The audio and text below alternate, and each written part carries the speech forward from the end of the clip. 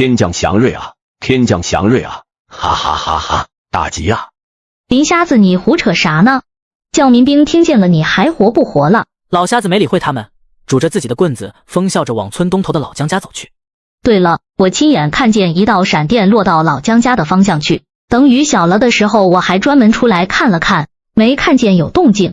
这老姜家那个新媳妇儿肚子都那么老高了，可别再吓着。可不嘛，城里人都胆小，再吓出个好歹来提前生了，那也活该，谁叫他有那么个娘家，报应在身上才好呢。老姜家此时正忙成一团，就在刚刚，他们家祖孙3代以来终于迎来了第一个女娃娃。说来也是怪，从老姜家的老太公姜老爷子开始算，到现在姜老爷子的孙子都开始成家生孩子了，硬是生不出一个女娃娃来。姜老太公当年带着一大家子逃难，等到了土山村的时候，几个孩子里就只剩下了现在的姜老二这一个儿子。后来日子好些了，姜老爷子给儿子娶了媳妇儿，没了心事，便也咽气嫁河西去了。给姜老二娶的媳妇儿，也就是现在的王秀娥。王秀娥给老姜家生了3个儿子，老大叫姜山，老二叫姜土，老三起名叫姜树。姜山与姜土也都娶媳妇儿多年了，姜山生了2个儿子，姜土也有2个儿子。姜老二跟王秀娥盼望了许多年，也没盼出来个小孙女。这不，去年给仨儿子说了个城里来的媳妇儿，很快肚子也揣上了娃娃，一天大过一天。王秀娥日日夜夜的祈祷盼望着，希望仨儿媳妇肚子里的能是个小孙女儿。就在刚刚那一阵暴雨的时候，姜家的仨儿媳妇周兰突然发动要生了，也得亏王秀娥跟另外2个儿媳妇都生过孩子有经验，在家里便给周兰接生了。毕竟村子里大多数女人都是在家生过孩子的，只是老姜家这个孩子却不一般。老婆子，这孩子……姜老二在堂屋里见到孩子的时候又惊又喜，喜的是他们老姜家终于有闺女了，惊的是这孩子一出生嘴巴里竟然含着块玉。当年老爷子咋说的？说解放前有个老道士给咱们家算过，等啥时候能有个闺女才是真的能有福气了。这孩子出生嘴里就含着块玉，这说不定是仙女转世啊。姜老二也记起来自己爹生前托付的那番话了，一时间更是激动的说不出话来。得亏没随了他爹，随了周兰，你瞅瞅这模样长得多俊啊。王秀娥抱着怀里的白胖丫头喜滋滋的庆幸道，这让才被媳妇儿从屋里撵出来的姜树不由得撒了撇嘴。娘，你这是说的啥话？我是你亲儿子，你还嫌我丑啊？咱家没镜子，你自己还没尿吗？你快去拿着钥匙开我屋里柜子，上个月你就送来的挂面还剩下1包，拿出来点给你媳妇煮吃了，好下奶。姜树正凑近了去瞧自己的宝贝女儿，小丫头似乎是哭累了，一双大眼睛好像琉璃珠子似的，咕噜咕噜的转了一圈后，湿漉漉的盯着面前黑不溜秋的糙汉，裂开嘴轻轻笑起来。娘，这丫头见了我会笑。小点声，这么大动静，把我孙女儿吓着了，快去给你媳妇下面条吃去。我这就去。才刚生完孩子的周兰此时已经换好衣服，舒舒服服的靠在炕上，2个妯娌已经帮她拾掇好了屋子。大嫂、二嫂，谢谢你们了。有啥谢的，咱们都是一家人。就是你们城里人就爱谢人，有啥谢的？你给咱家生了个大胖丫头，可是家里的功臣，以后娘要是给你啥好处，你别忘了我们就行了。兰啊，有奶了不？这孩子恐怕是饿的，直哼唧。周兰羞红了脸，这是她第一个孩子，也是她第一次喂奶。见仨儿媳妇这羞怯的样子，王秀娥便说道：老大老二家的你们也累了，都回屋歇着去吧。老三给拦下面条去了，待会儿剩下的你们给娃纷纷吃了吧。挂面可是好东西，平日除了逢年过节家里很少吃细粮。哎，那我去给老三说，让他多下点，不然不够分。等王秀娥带着李桂花出去后，周兰这才掀开衣服开始喂孩子，怀里的小胖丫才挨着周兰，小嘴便开始不停的缩动，肉乎乎的脸蛋往周兰身上拱啊拱，这让周兰不禁扬起嘴角笑起来。屋外王秀娥跟姜老二依旧沉浸在喜悦里，2个人坐在堂屋寻思着给孩子起名。老三家的是城里人，念过书，孩子名就让他这个当娘的起。大名叫老三家的起，小名呢？老爷子闭眼之前还念念不忘说家里啥时候能添个丫头，老姜家就有福气了。现在福气来了，就叫他福宝吧。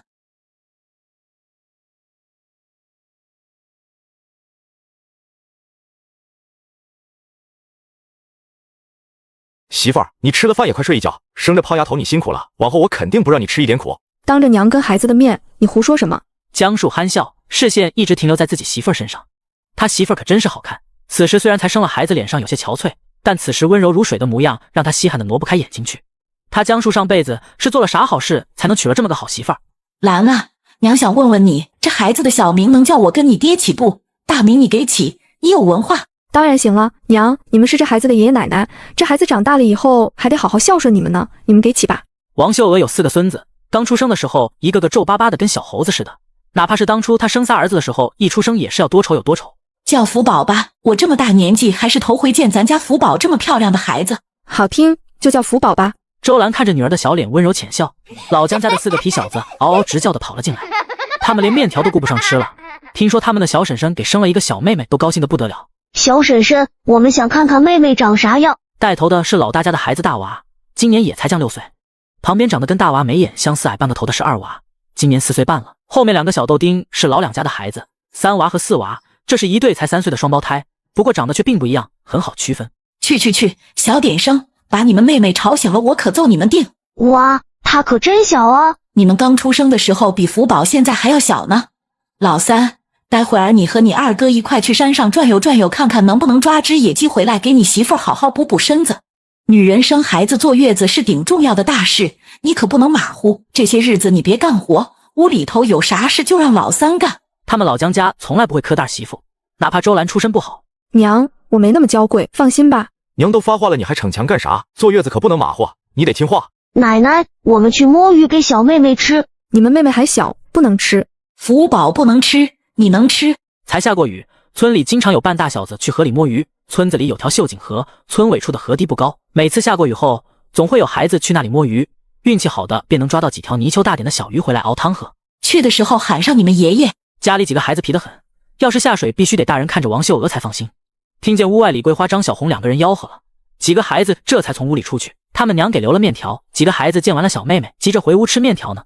几个孩子走了后，王秀娥这才压低声音跟儿子媳妇说道：福宝一出生嘴里就含着块玉石，这要是说出去恐怕生事。我已经交代了你们大嫂二嫂，这是不准往外传。娘，你说的对，我只想让福宝平安健康就好。周兰是读过书的，想起她以前念过的红楼里，贾宝玉也是贤玉而生的，难不成他的福宝也是神仙变来的？王秀娥从口袋里把那块玉石掏出来，王秀娥把它放到江树的手心里，给福宝穿上根红绳戴在脖子上吧。我待会儿就给穿个孔。谁都没发现那块半透明似的玉石在江树粗糙的手掌上微微亮了亮。甘露镜、青雨灵、大瑞啊，老姜家人呢？我来贺喜啊！老姜家大门外传来几声叫唤，正是村里那疯疯癫癫的老瞎子。林先生，您说啥呢？为了表示尊重，还是称呼了一句先生。这老瞎子一向独来独往，在村里为人很是古怪。不过村里谁要是有个虚病，或者家里有啥娶亲嫁女的喜事、白事的，都会找他给算一算。除了老姜家外，村里的人见了他都喊林瞎子。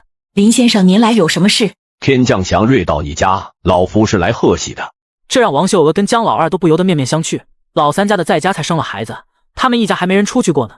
这林瞎子是咋知道他家有孩子出事的？嘴里还念念有词说什么天降祥瑞，这让王秀娥和姜老二更加确信了姜老爷子当年遇到的那位老道士说的话是真的。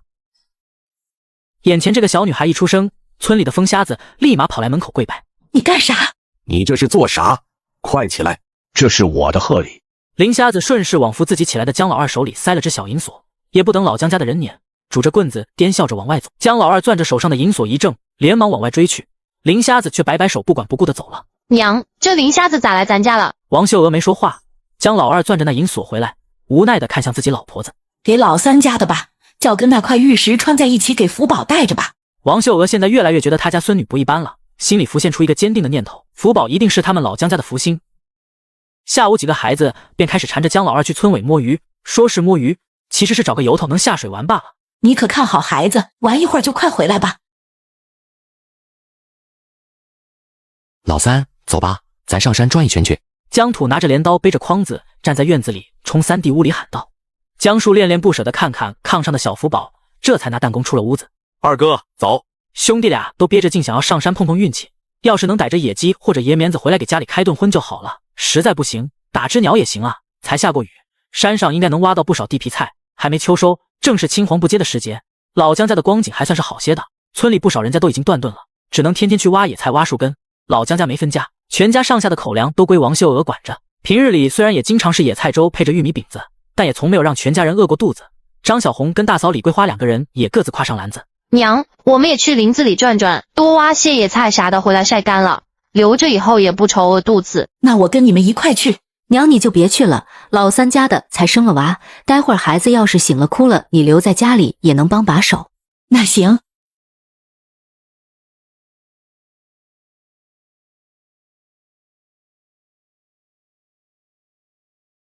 把衣服都扒下来再下水，要把衣裳弄湿了回去，你们奶奶跟娘指定又该生气了。我们多抓几条鱼回去，我奶跟我娘还得夸我们哩。大娃帅先把自己脱了个精光，把衣服就放在岸上。大娃、二娃都会水，光溜溜的滑进水里去。姜老二带着还小的3娃、4娃在岸边上看。爷爷，我们也要摸鱼。你们还太小，等过2年长大点才行。水不深，大娃、二娃在水里扑腾的快活。在土山村，几乎所有跟大娃、二娃这么大的男娃都会游泳。哥哥，有鱼不？哎呦，我踩到了一条鱼。我这里也有一条，是大鱼。2个孩子精神抖擞、聚精会神地盯着水里，企图抓住鱼回家立功。姜老二看得着急，索性也脱了鞋，挽了裤腿，准备捞鱼。一只裤腿还没来得及挽起，接着让姜老二跟孩子们目瞪口呆的事情出现了。一条大鱼跳出河面，跃到了河岸边的泥堆上。姜老二慌忙拎着鱼鳃，把这条还在不断扑腾的大鲤鱼提起来。嚯，估摸着也得有个4斤重。哇，大鱼！嘘，走，回家。姜老二紧紧地抱着大鱼，带着4个孩子急冲冲地往家走。大娃、2娃衣服都顾不上穿了，恨不得光着屁股就往家跑。他们家太久没吃肉了，这么大一条鱼，他们全家都能分到肉吃。路上遇见人搭话，姜老二都没心思应对了，只说是孩子下河游泳弄湿了衣裳，回家去换。爷孙5个人回到家后，又迅速地把家里的大门反拴上，这才如释重负地松了口气。老婆子，你快出来！奶奶，我们抓到大鱼了！你爹不是个玩意儿，带着孩子瞎喊啥呢？再把福宝弄醒了！嗷嗷啥？你们妹妹睡觉呢，弄醒了可仔细我揍你们！奶奶，你快过来看，我们抓到了一条老大的鱼！我的老天爷呀，这么大！奶奶，晚上咱能吃肉了！孩子们都很久没吃到点荤腥了，好不容易逮这条大鱼，他们恨不得立刻就吃鱼肉。行，晚上咱就吃鱼。姜老二在院子里杀鱼，4个孩子就围在一旁蹲着看。姜老二把这条鱼是怎么来的跟自己老婆子笑着说了一遍。今天咱们家是走大运了。老头子，这是福宝带来的好运气啊！姜老二、王秀娥2个人还在感叹他们小孙女一出生，家里运气都变好了。娘。王秀娥打开门，姜树跟姜土2个人皆是一副紧张又兴奋的表情。看清楚姜树从背后的筐子里拽出一只花尾巴的野鸡后，王秀娥扶着门差点没站稳。咋抓着的？我跟老3挖野菜的时候，这野鸡就在我们背后溜达，我们拿筐子给扣住了，就回来了。山神也保佑啊！几个孩子围过来，看着3叔手上拎着的野鸡，也高兴得直蹦蹦。哦，有肉吃了！今天吃鱼肉，明天吃鸡肉，小点动静，嗷嗷的全村都听见招来了贼，我看你们吃啥？等李桂花、张小红回来，老姜家头一次在天还没黑的时候就关了大门。娘，孩子们说是捡到的，可不是嘛，咱们今天晚上吃顿好的。屋里门口还挂着已经拔完毛、开过膛的野鸡，打算留着明天吃。老3家的福宝一出生，咱们家的日子都好过了。李桂花看看案板上的鱼，再看看挂着的野鸡，忍不住高兴道。王秀娥听见这话，笑得更是合不拢嘴了。是啊，是啊，咱家福宝一出生就下了场大雨，让地里的庄稼好好喝了顿饱，还让咱家又捡到了鱼，又抓到了野鸡。王秀娥现在满心满眼的都是自己才出世的小孙女儿，主动的把这2天的好事全安在自家宝贝孙女儿身上了。想到福宝，王秀娥心里痒痒的。你们俩做饭吧，我再去看看老3媳妇儿。哎，知道了娘。啥是去看老3媳妇？明明就是去看娃儿的。妯娌俩相视一笑，互相心照不宣，不过也都在心里对家里这个刚出生不到1天的小福宝喜欢的不得了，一出生就让全家人能吃上肉，这就是有福气的孩子。他们啥时候也能生个漂亮的女儿就好了。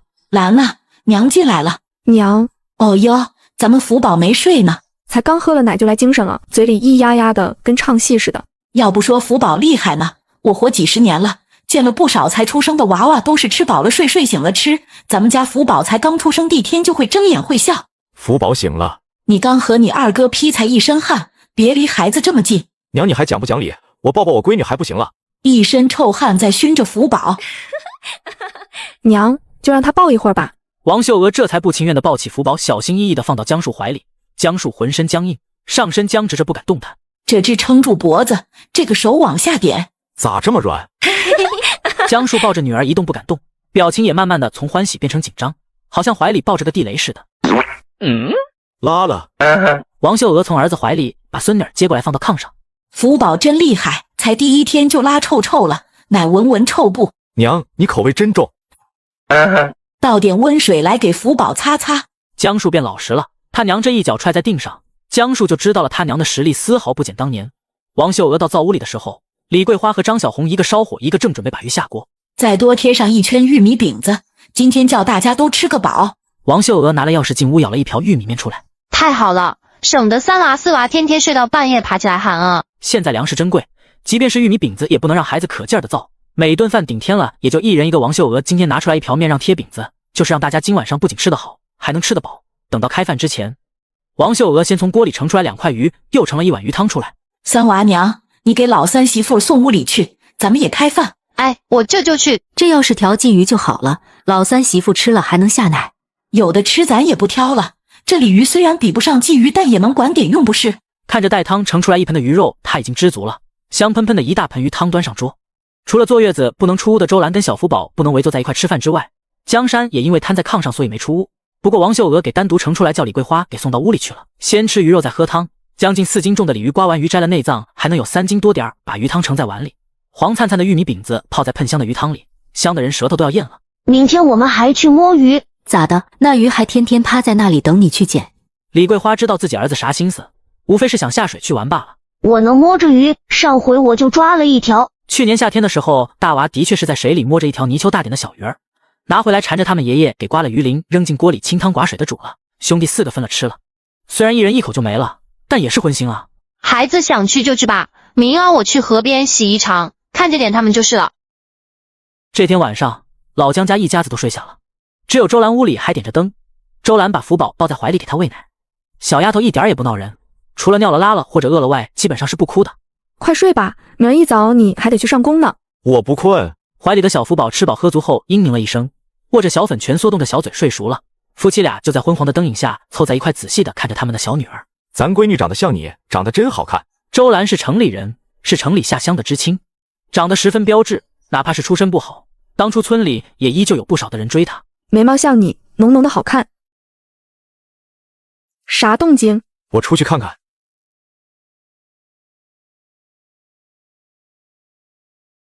啥声儿？姜氏胆大，甩开张小红准备去开门。兄弟俩开门后，哪里有人的身影？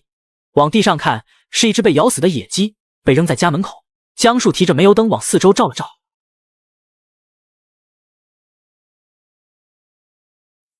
眼前这个小女孩一出生，大辣条就下山给他们家送来了野鸡。咋的？有大辣条。那辣条把鸡扔咱家门口干啥？姜树姜土兄弟俩吓得腿肚子快要转筋了，这可不是别的，自家的墙不到2米高，那辣条要想进来可不是难事。听到2个儿子的话，王秀娥跟姜老二皆是一怔。山上的大辣条来给他们家送鸡，这1天之内发生的怪事，让这老2口更是相信这都是因为他们的福星小孙女儿的缘故。周兰抱着孩子，伸长脖子着急地看向窗户的方向，仔细地听着外头的动静，也就没有看到此时福宝脖子上戴着的玉石微微闪光。只是一刹，等周兰低头时，就什么都好像没发生似的。小福宝缩着嘴巴睡得正香甜，等姜老二让2个儿子开门，把那只已经被咬死的野鸡拿进来，不远处的那条大辣条已经消失不见了。咱这是沾了福宝的光啊！谁还不知道辣条是最冷血的，没想到会给他们家送野鸡，就像是通人性似的。老姜家的人在这一晚开始彻底的相信了之前那位老道士的话，福宝就是他们老姜家的福星。从这天开始，几乎每隔1个星期，老姜家总会在某个晚上打开门，看到有被咬死的野鸡或者野免被扔在家门口。不过却再也没看到过那晚上见到的大辣条。老姜家的人从大到小都把嘴巴闭得紧紧的，因为王秀娥说，要是谁敢往外胡说，往后家里的饭就没谁的份儿了。所以哪怕是孩子们都小心翼翼，从来不在外面说家里的事情。不过同住在一个村子里，别人家都吃糠咽菜，老姜家3、5天的就飘出来肉香，这到底是瞒不住的。有人来找王秀娥套话，王秀娥直说是他家老2、老3从山上猎的。土山村靠山，村民也是因山而起的。俗话说靠山吃山，靠水吃水。早些年的时候，这里还有一个传说，说山上住着山神爷，谁家日子过不下去了，去山上诚心诚意的磕3个头，晚上家里就能收到野鸡或者其他猎物。传说没办法考证。土山村的村民们平时种地之余，家里的男劳力会上山套野鸡抓野免，女人孩子也会挖野菜，所以王秀娥一点也不担心别人说闲话，反正山就在那里呢，谁要是眼红谁自己上山打去呗，没本事能赖得着谁。而在村里疯疯癫癫连喊了一整天福星转世，大吉大利的林瞎子在那1天之后却像是消失了似的再无动静。有好事的人专门去林瞎子家里看他，却说林瞎子不疯了，整日在院子里的石磨上写写画画。让人惊奇的不是写写画画，而是他一个啥也看不见的瞎子，竟然画画写字样样精通。人们不禁疑惑，这是咋做到的？不过即便是这样，村里还是像以往一样找他看虚病、算日子。时间过得很快，眨眼，襁褓里咿咿呀呀不会说话的小胖长大了。今天是福宝3岁的生日了，王秀娥破天荒的大早上起来下了一碗面条，还悄悄的在碗里给藏了一个荷包蛋。兰呐，起来了不？娘，你进来吧。周兰早就起来了，天不亮时江树就起来去上早工了。周兰那时就跟着丈夫一块起来了。下乡这几年，周兰早就习惯早起了。王秀娥端着还冒热气的面条，笑容满面的进屋，进来便看到炕上撅着屁股拱起的一小团了。小福宝还没醒呢，这丫头懒得很，就爱睡懒觉。周兰看了一眼炕上以一个怪异的姿势撅着睡得正香的小福宝，也很是无奈。自家闺女长得可以说是全村最可爱最漂亮的小丫头了，不管谁见了都要夸她长得俊。王秀娥把面条给放到一旁，待会儿你们娘俩吃了饭再出来吧。娘，你咋下面条了？今天是福宝的生辰，得吃长寿面。福宝啊，起来喽！奶给煮了面条，还给放了颗荷包蛋呢。娘，那你这也做了太多了，福宝饭量小吃不完的，拿去分给大娃他们几个吃吧。周兰心里感动，这2年婆婆每到这一天都会给福宝煮长寿面吃。给留了，这碗是给你们娘俩盛出来的。今天是咱们福宝的好日子，也是你这个当娘的受罪的日子。福宝吃不了多少，剩下的你都吃了，再不起来，奶奶可就把荷包蛋拿出去分给你那4个馋嘴哥哥了。我吃。奶奶，我起来了。小馋包。奶奶，我妈妈说了，小孩子要多睡觉才能长大个子的。我那是让你早睡早起，谁让你日头老高还不起了？小福宝吐吐舌头，他在家里最怕的就是周兰，因为爷爷奶奶还有爹从来不会罚他，只有妈妈，要是惹他生气了，小福宝的屁股是要挨打的。去洗脸刷牙。周兰却没打算就这么让小福宝开始吃饭。从福宝2岁开始，周兰就想办法找一起下乡的知青从城里给带回来牙刷。周兰每天都要刷牙，同样的江树跟小福宝也一样。福宝撇撇嘴，樱桃似的小嘴似乎能挂个油瓶子了，抬头看向自己妈妈，正准备讨价还价，但在对上周兰坚决的眼神时，小福宝还是妥协了。毕竟他爸爸说了，不能跟女人一般见识，她现在是小女孩，还不是女人，所以当然要让着妈妈了。福宝吃不完那么多面条，周兰给找了个碗单独盛出来一些，剩下的又端去堂屋给王秀娥和姜老二。爹娘，这些是我单独盛出来的，你们也都分着吃点吧。你这孩子咋又给端出来了？我留了大半碗呢，今天小福宝过生日，爹娘你们也沾沾福气。周兰抿嘴温婉笑笑，知道自己婆婆是个刀子嘴豆腐心的，所以从来不在意婆婆的语气。听见这话，王秀娥跟姜老二倒是不再推辞了。等周兰转身出去后，姜老二这才坐过来桌旁。咱们家几个儿媳妇个顶个的懂事。王秀娥没应声，心里却十分赞同姜老二的话。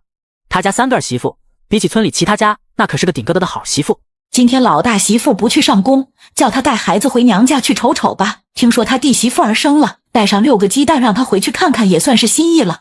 是该回去看看，这些年说到底是咱家老大拖累人家了。大儿子江山前几年为了分担家里的压力，让2弟娶媳妇，3弟念书，以至于帮人盖房子扛大梁，从山上扛木头的时候摔断了腿，一直瘫在炕上出不来屋子。这也是为什么王秀娥一直不提起分家，江土江树兄弟俩也不提分家的原因。当年江山摔到腿的时候，一娃还很小，后来这几年屋里屋外的都是李桂花忙活。李桂花从来不让江山干活，也从没有埋怨过，一个人任劳任怨，干的活也不比男人少，挣的工分在整个生产队里数也能排到前几名上。等再攒钱，过2年送老大去大医院看看腿。提到大儿子的腿，王秀娥心里就难受，哪怕是瘸子也行啊，现在江山2条腿一点知觉都没有，别说出屋子了，就连下炕都费劲儿。等到院子外传来敲锣的声音，家里的大人们便开始准备去上。小福宝吃完早饭后，便揣着圆鼓鼓的肚子溜出屋去找几个哥哥一块玩。3娃4娃领着小福宝在院子里看热闹，李桂花拿着扫帚疙瘩满院子的追大娃2娃2个人。反了你们了！我们不去姥姥家，你自己去。对，我们不去，娘你自己去吧。李桂花追不上大娃，就去树底下拿着扫帚疙瘩去打2娃。小崽子，快点下来，有本事你就挂树上别下来了。大娘要带哥哥去哪？去姥姥家。大哥二哥最讨厌跟大娘一块回他们姥姥家了。福宝似懂非懂，啥是姥姥家？从出生到现在，他从来没听爹娘提起过。倒是4个哥哥好像都去过这个什么姥姥家。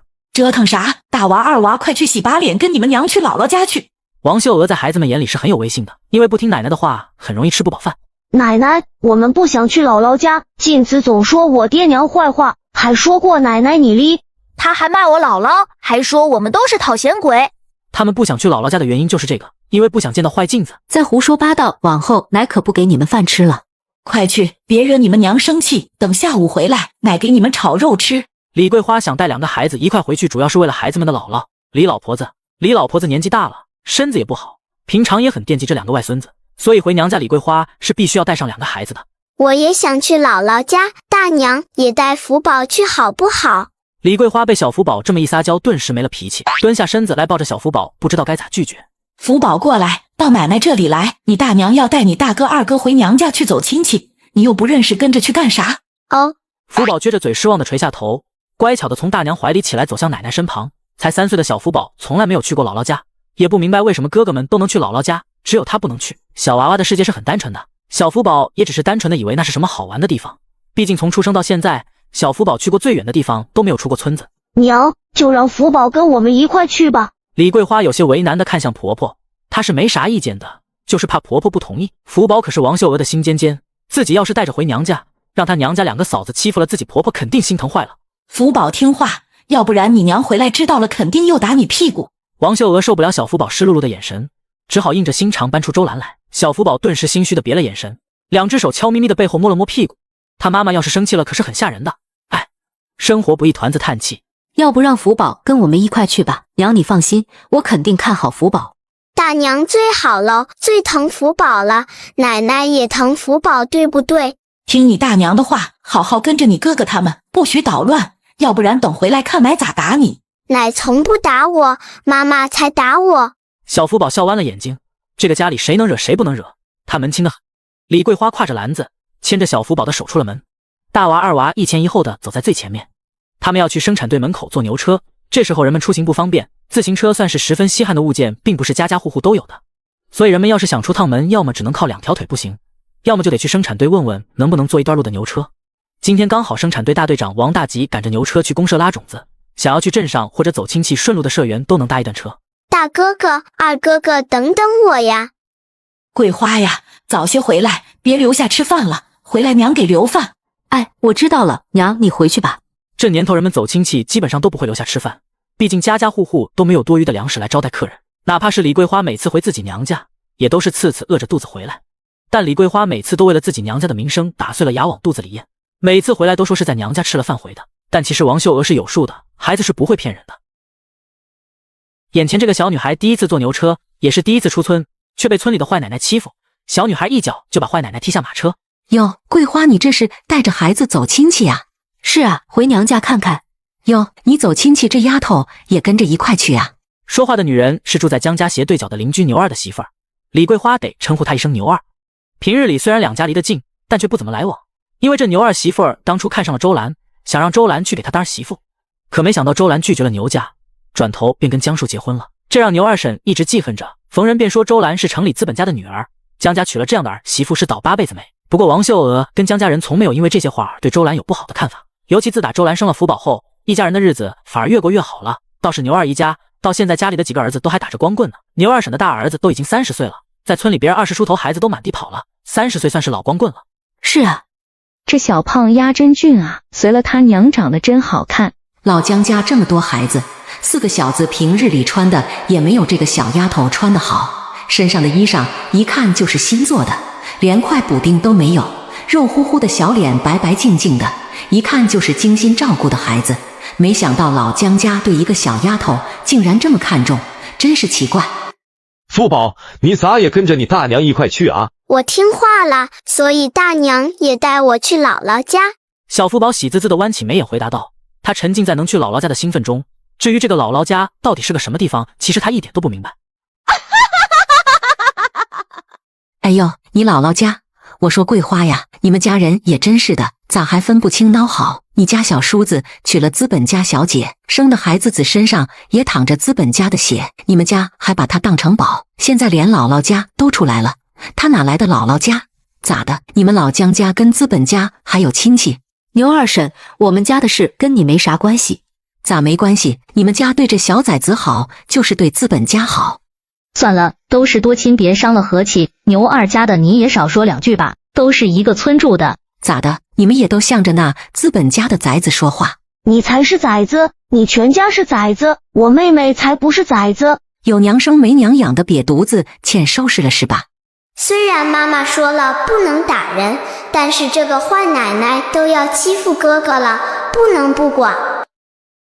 哎呦，牛2家的却一咕噜从牛车上翻了下去。谁也没看见福宝挂在脖子上藏在衣服里面的玉石微微闪光。再闹就都下车吧。刚刚牛二家的没坐稳，这才被牛车突的停下的惯性甩了下去。坐牛车可真好呀！牛车算啥？我们以前还坐过拖拉机呢。哥哥吃糖。福宝的大眼睛扑闪着，从衣服的兜兜里掏出一块地瓜糖，是爷爷给他的。小福宝一直攒在口袋里没舍得吃完，每天就只咬一丁丁点儿。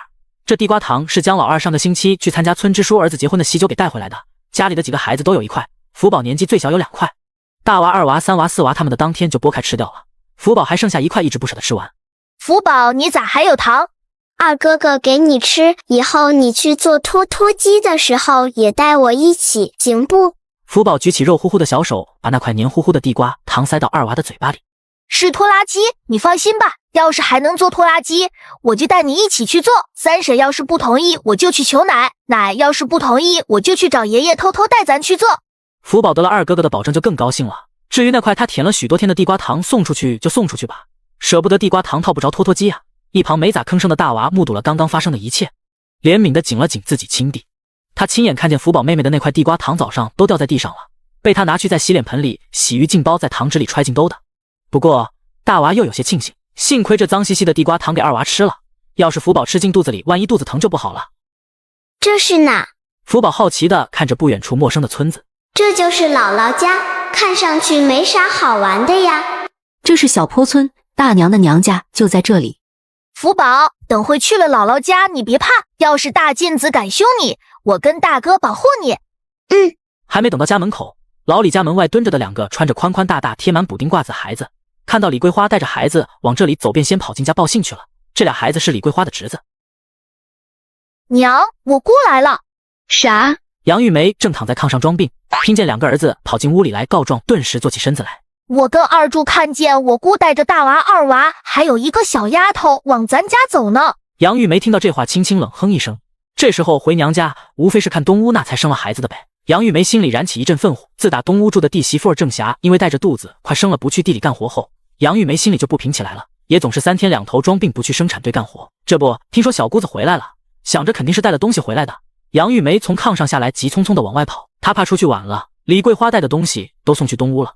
娘，我回来了。哟，桂花回来了，娘不在家，去上工了。杨玉梅从屋里迎出来，脸上堆砌出虚伪的笑来，眼睛却直勾勾地盯着李桂花胳膊上挎着的篮子。嫂子，大娃、2娃，快喊人！大妗子，大妗子，大妗子好。杨玉梅这才发现2个向来不招她待见的外甥身后还藏着一个白白净净的小胖妞。这是大嫂，这是大娃3叔家的孩子福宝，我侄女。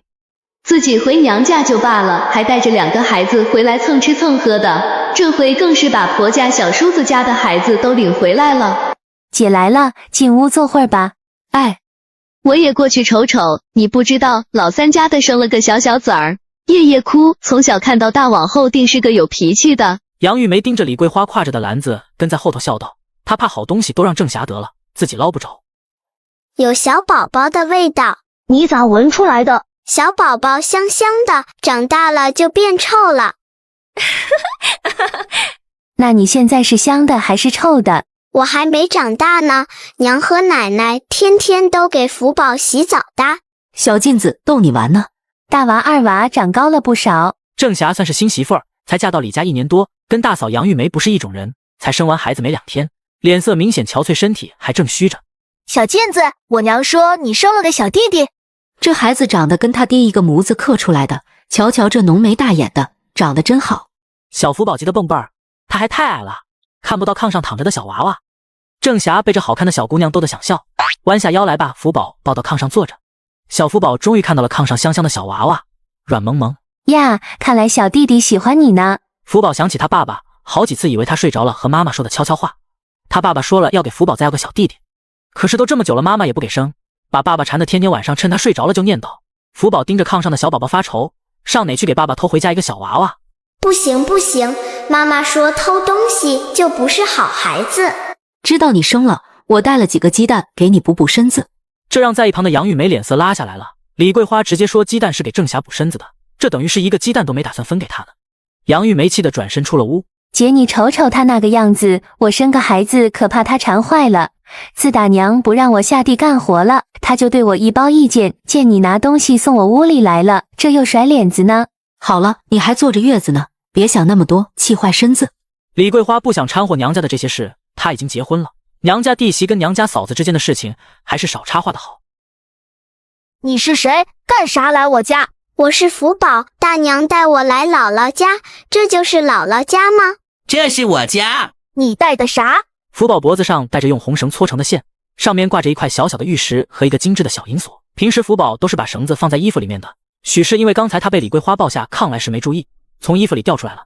我也不知道，奶奶说不许我摘下来的。给我玩玩！你欺负小孩，羞不羞？谁欺负他了？这是我家，我想玩啥就玩啥。你妈妈没有教你吗？不可以抢其他人的东西。呸！说话真坏，俺们都叫娘，不叫妈妈。你快拿给我玩，要不我打你，信不信？骂我妹妹，看我不打你！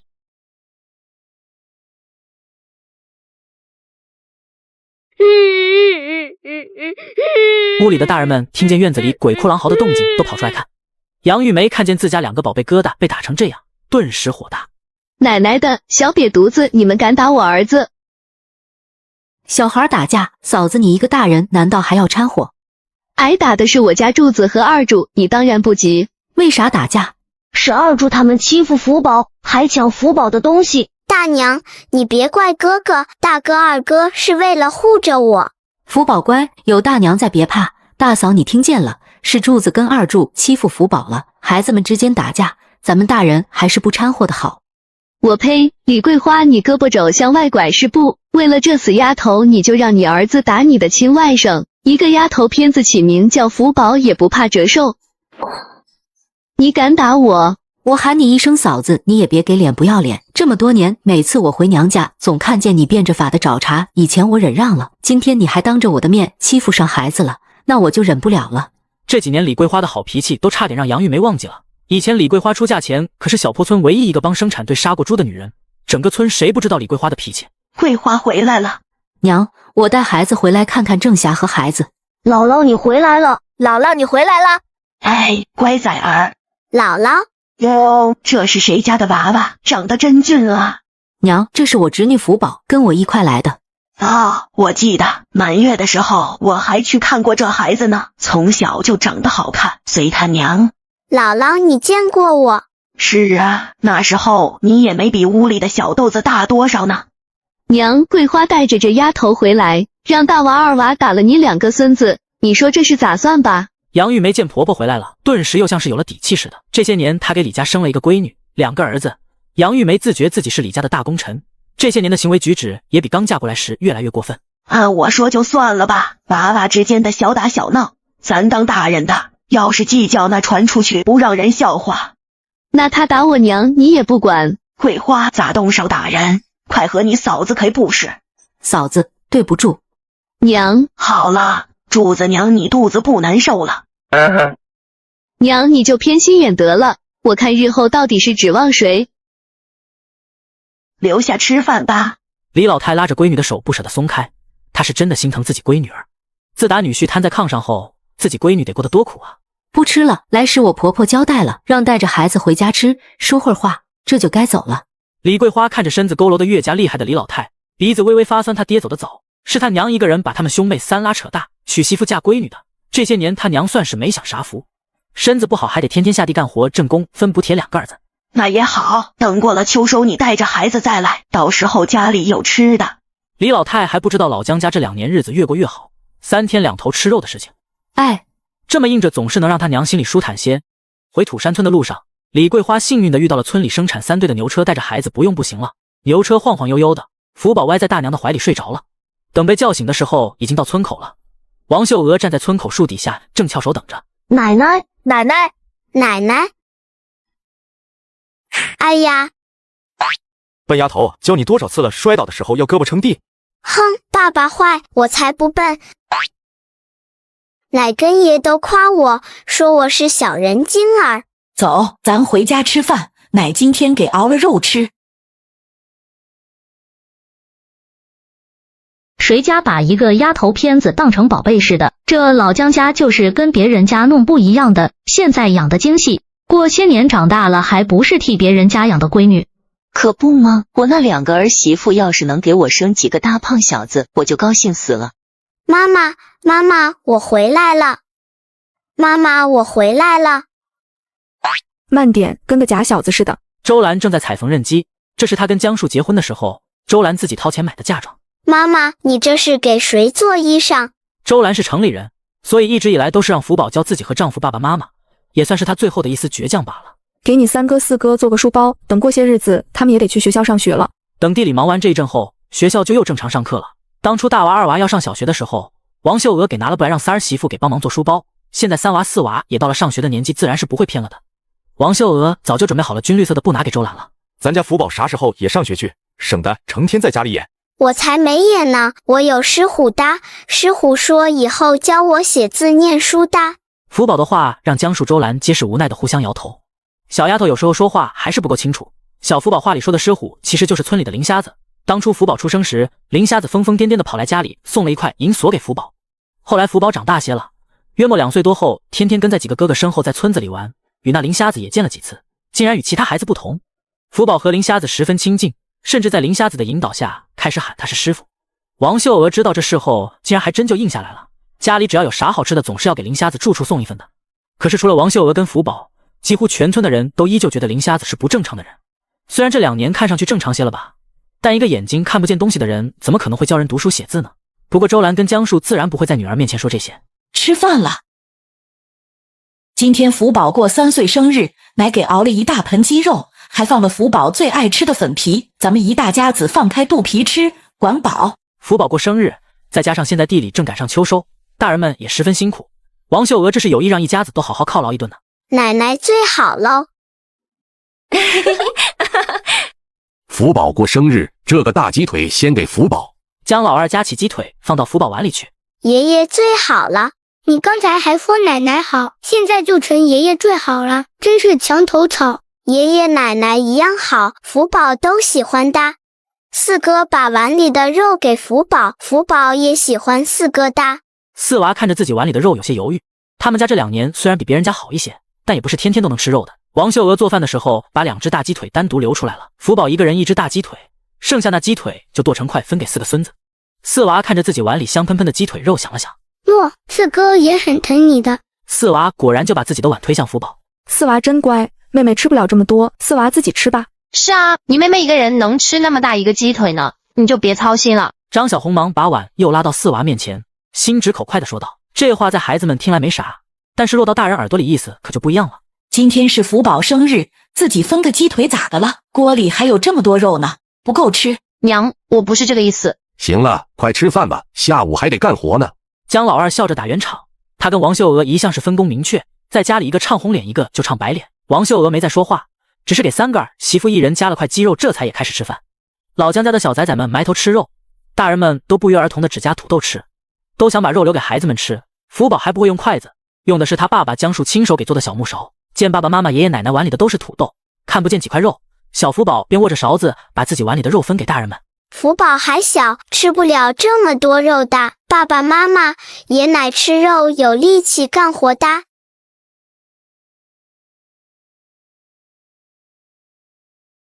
福宝倒是公平，把碗里的肉分了一圈，就连李桂花还有江土夫妇俩都给分了一块，碗里就只剩下那啃了2口的大鸡腿。对于才3岁的小福宝来说，一顿饭吃上这个大鸡腿也已经很饱了。娘，我的也分给你吃。娘，我的也分给你吃。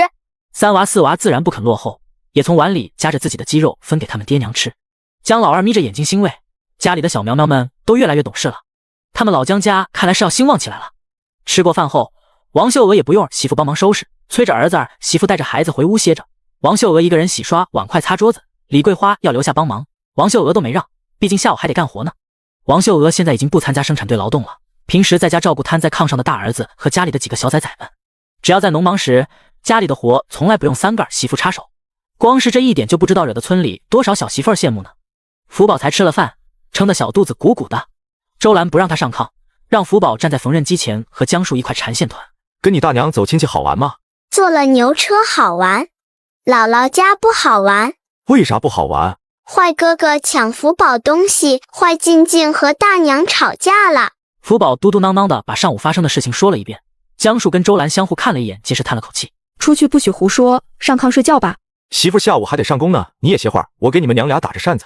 我不累，倒是你应该眯眼睡一会儿了。每年的秋收就是各个生产队最忙的时候，农作了一年，就指望着秋收的时候能多收些粮食，让社员们都填饱肚子。像江树这样的壮劳力，那都是干得最累的活，一天拿满工分的。周兰心疼自己男人，怕他歇不过来累坏身子。周兰作为城里来的知青，是土山村难得有文化的人，尤其是跟江树结婚后，便被安排负责给生产队当计分员，和其他人相比倒是累不到。屋外响亮的蝉鸣声中，还有爹娘压低声音的交谈声，让福宝睡得很踏实，以至于一觉睡醒，屋里只有他一个人了。福宝坐在炕上，他已经不再是2岁的宝宝了，他现在3岁了，已经不用睡醒了就找妈妈了。奶奶，福宝从屋里出来，家里安安静静的，几个哥哥多半是不在家的，没人应声。怎么奶奶也不在家？李桂花屋里传来男人的咳嗽声，福宝站在院子里犹豫了一会儿，他知道那是大伯的动静。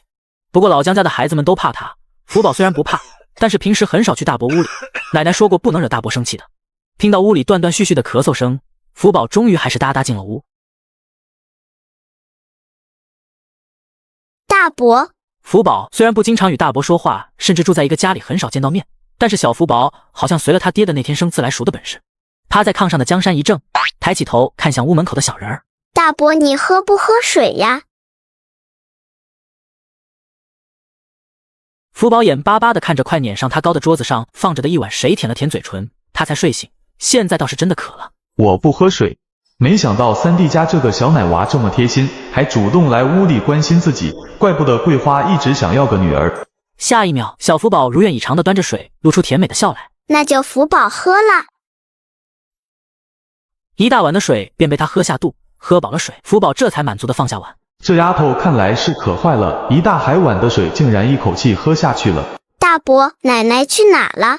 河边洗衣裳去了，你哥哥们也一块去了。江山抿嘴，面对福宝这么大点的小娃娃，他有些手足无措。他有孩子，但2个都是皮小子，再加上自从他受伤后一直瘫在炕上，平时2个儿子对他也并不很亲近。要是大哥还能抓到鱼就好了。这孩子可真讨喜。大伯，你喜不喜欢吃鱼？福宝最爱吃鱼了，不过鱼有刺的，奶奶每次都给福宝挑刺的。你不怕我？自从他残废了，就连自己2个亲儿子对他也不亲近。家里的孩子们一般不会来这屋里找他说话，所以即便生活在一个家里，江山跟福宝这叔侄俩算是十分生疏的。伯伯是好人。大伯，你笑啥？没。福宝小心地瞄了一眼江山的腿，虽然福宝年纪不大，但也懂许多事了。他听爹娘还有爷奶他们悄悄说过的，大伯伯的腿受伤了，所以只能躺在炕上。在福宝的印象里，大伯很少出屋子的，常年待在屋子里。大伯伯，你的腿肯定很疼吧？福宝给你吹吹。这么想着，福宝便学着以前他们几个孩子谁受伤时奶奶照顾哄他们的样子，趴在江山的腿边，轻轻嘟着嘴吹气。在孩子的世界里，受伤了只要吹吹就不会疼了。江山脸上露出苦笑，他的腿要是能感觉到疼就好了。不过看着面前可爱的小福宝，江山的语气也不禁柔软起来。福宝真乖，大伯不疼。看着福宝肥嘟嘟的脸蛋鼓起来，对着自己受伤的废腿吹气，江山突然心情没有那么郁闷了。恍惚之间，好像被福宝吹气的腿真的感受到了什么似的。江山在心里也有些羡慕三弟起来，羡慕他有一个这么懂事贴心的小棉袄。王秀娥带着几个孙子回家时，找不见福宝的身影，最后在江山屋里找到了正有说有笑的福宝。看着大儿子脸上难得开怀的笑容，王秀娥竟然一时间站在门口愣住了，不知道该说什么好。奶奶回来了，哥哥呢？哥哥坏，去摸鱼不叫福宝。福宝说的对，你几个哥哥坏呢，出去玩都不带福宝，待会儿奶奶去说他们。奶奶你也没喊我。没想到孙女大的不好骗了，那奶奶这回记住了，以后再出去的时候保准喊上福宝一起，行不？哥哥抓到鱼了吗？娘，你扶我起来靠窗坐会儿吧。江山常年待在屋子里，成天趴在炕上也不爱说话。其实江土江树经常在干完活后来屋子里陪他们大哥说话，但是江山也总是提不起兴趣，不想和2个弟弟多说什么。在江山的心里总是觉得自己拖累了整个家，所以这几年渐渐变得沉默寡言，不愿意跟人打交道，哪怕是亲近的兄弟手足和爹娘。娘，三弟家闺女真好。是啊，福宝是咱们家的福星，这几年咱家的日子越过越好了。商啊，你再等等，马上就凑够钱，到时候带你去大医院看腿。娘，我没事。江山扯动嘴角，在他心里已经不对自己的腿抱有希望了。他的腿一点知觉都没有，这么些年了哪能还有机会治得好呢？鱼鱼呢？听到妹妹问，大娃二娃他们不禁脸红起来。一下河，他们的确是看到河里有鱼，但是那些鱼滑溜溜的，就算摸到了，也很快被溜走了。等下次我肯定抓鱼回来。带福宝一起去吧，福宝也想去看鱼鱼。那得问奶奶同不同意了。妹妹想吃鱼，他们没抓到，现在妹妹想去河边玩，总不能再让妹妹失望了吧。于是老江家4个孩子便软磨硬泡的去求王秀娥，终于让王秀娥答应他们可以带福宝去河边玩了。不许去水深的地方，也不许叫3娃4娃还有福宝下水。奶奶你放心吧，我看着弟弟妹妹。我们去抓鱼鱼，福宝等等我。要是真的能抓到鱼该多好，咱家好些日子没吃鱼了。就你馋。大哥二哥加油啊，福宝想吃鱼鱼。大哥，我看到鱼了。二哥，在你脚下。别喊了，鱼都被你们吓跑了。鱼鱼快出来，福宝想吃鱼鱼哇。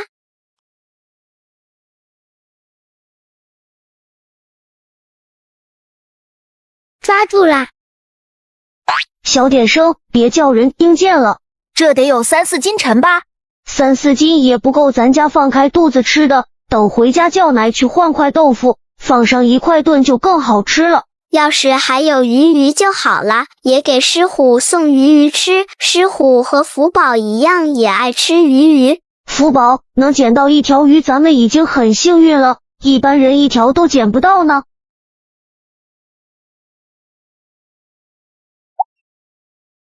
哥哥，快抓鱼鱼啊！今天咋了？这鱼咋1条比1条傻呢？这天闷热，可能要下雨了，所以鱼才会跳上岸来吧。回家吃鱼鱼。这么一顿折腾下来，日头也要落下来了。在福宝欢乐的笑声中，老江家几个孩子往家里的方向跑回去。奶奶，我们回来了。王秀娥正准备舀水刷锅做饭呢，听见孩子们回来了，便出去看看。这么大一会儿才回来。奶奶，哥哥抓到鱼鱼了。真逮着鱼了。奶，咱进屋说去。大娃急切地往家里跑，生怕叫外人看见了来分自己家的鱼。啥？是捡来的？是真的，鱼鱼从水里飞出来的。王秀娥吞了吞口水，有些不敢相信小孙女儿的话，又看向年纪最大的大孙子。奶奶，福宝说的是真的，这鱼真是我们捡来的。大娃露出憨笑来，仔仔细细地把这2条鱼是怎么跳上来的给他奶奶说了一遍。3娃4娃也跟着又是蹦又是跳的，用肢体表演的方式给他们奶奶演示了一遍。王秀娥被孩子们吵得一个头2个大，不过看着地上1条比1条大的鱼，自然是十分高兴的。这么好的事摊在自己家身上了，这不比过年还高兴啊！想到那年福宝才出生时，几个孩子也说是捡到的鱼回来的，王秀娥心里一动，觉得是小孙女的福气又发动了。奶奶给福宝做鱼鱼吃吧。一旁的大娃几个人在王秀娥身后冲福宝挤眼睛。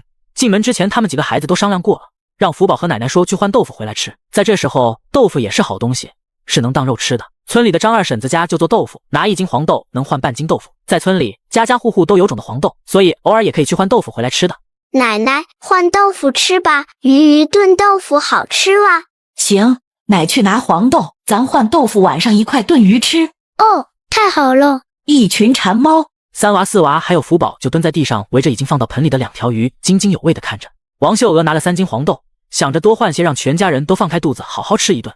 正赶上秋收，也能给全家人好好补补。奶，我去换。大娃自告奋勇地接过黄豆，端着家里过年时用来装猪油的搪瓷小盆，准备去换豆腐。他现在早就能帮家里跑腿做许多事了。